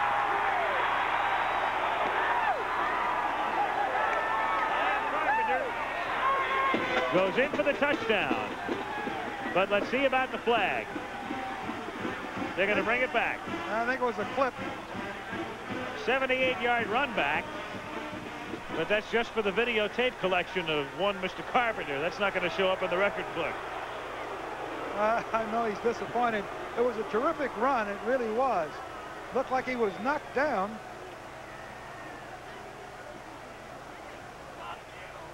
The man who did the clipping, number 10, Jeff Cohen. Watch him. Right there on the right side of your screen. Let's see, right. Oh, yeah, right there. Hit him right from the rear. This has had no consequence to the return because Carpenter made a sensational run. So they march it back. 2:48 remaining in the game in Ann Arbor. Michigan 45 and Illinois 14. Back in a moment. Back in Ann Arbor. Waning moments of the game, 1:50 remaining. Michigan leading by 31. 3rd down and 7 for the Wolverines. And there are Chevy MVPs today. Dan Grigas, defensive lineman for Illinois. Anthony Carter, the sensational sophomore wide receiver for Michigan. In each man's name, $1,000 to the General Scholarship Fund at the respective universities. Our Chevy players of the game. Hewlett in at quarterback for Michigan, throws out to the 32. And complete there to Freddie Brockington for a 1st down. So Rich Hewlett, number 2, the 3rd quarterback employed today by Schembechler, a sometime starter last year.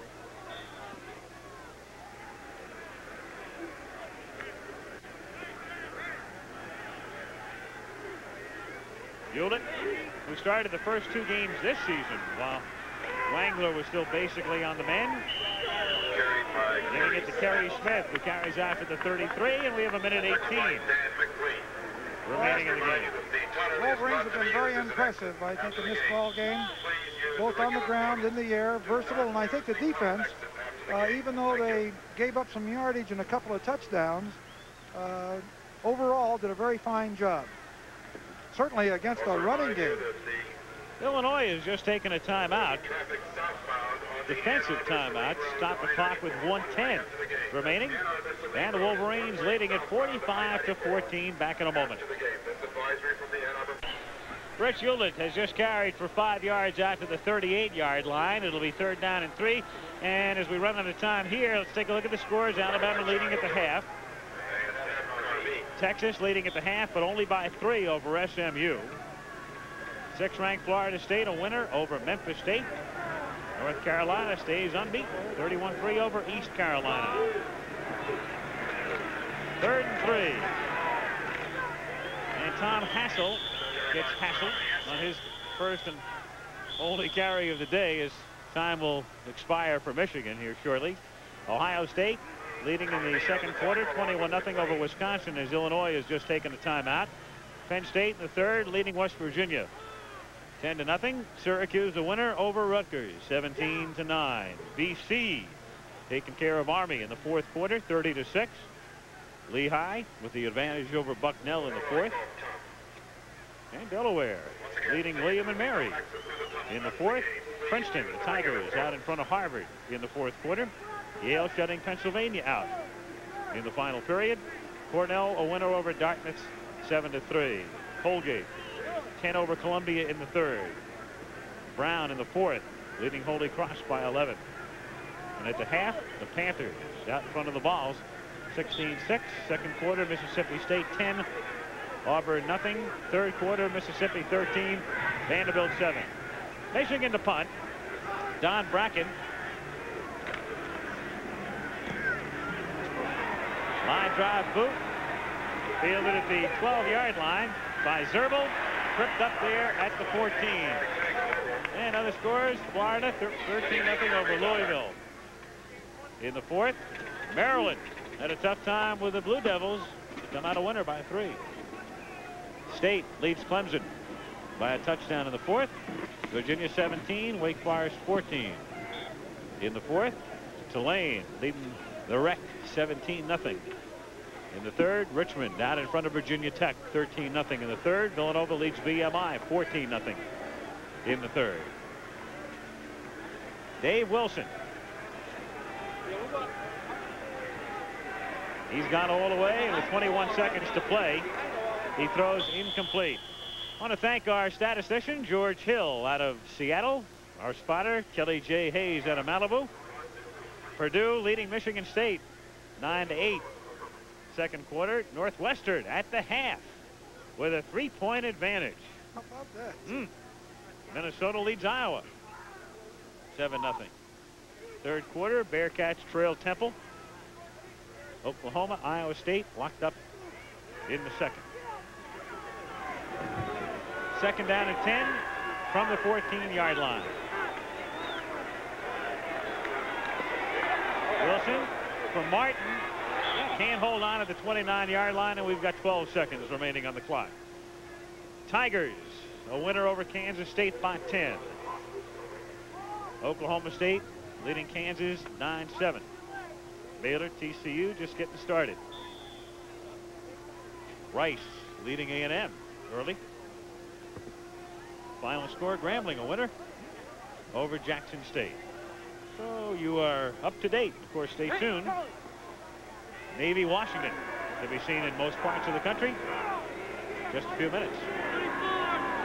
Wilson passes it here. It'll be his 51st attempt. He's completed 22 for 269 yards this afternoon. For Dentino. Got it. And he's got it with 6 seconds remaining in the game. 23 completions and 51 attempts. For close to 300 yards. That's right. Wilson's going to wind up with close to 300 as you take a look at the games you'll be seeing. Most of you, as I say, will see Navy, Washington.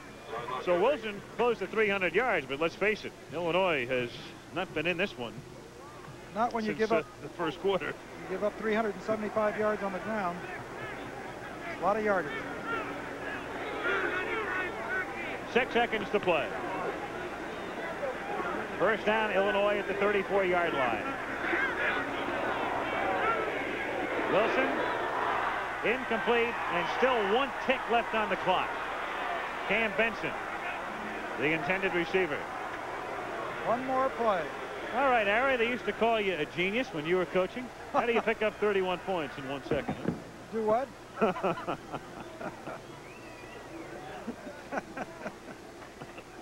Some genius, huh? Yeah, right. Dave Wilson, 52 passes, most ever against the Michigan team. This will be the final play of the game. 53 passes. There it is. And this will do it. Benson makes the catch and is tackled at the 37-yard line, and the Wolverines are still unbeaten in the conference. 5-2 overall. Illinois now 3-4-1 overall. Al Michaels, Ara Parsegian, Bill Fleming sings along from Ann Arbor, Michigan. Travel arrangements made through and a promotional fee paid by United Airlines. United flies more people to Hawaii than any other airline. That's what Friendly Skies are all about. Again,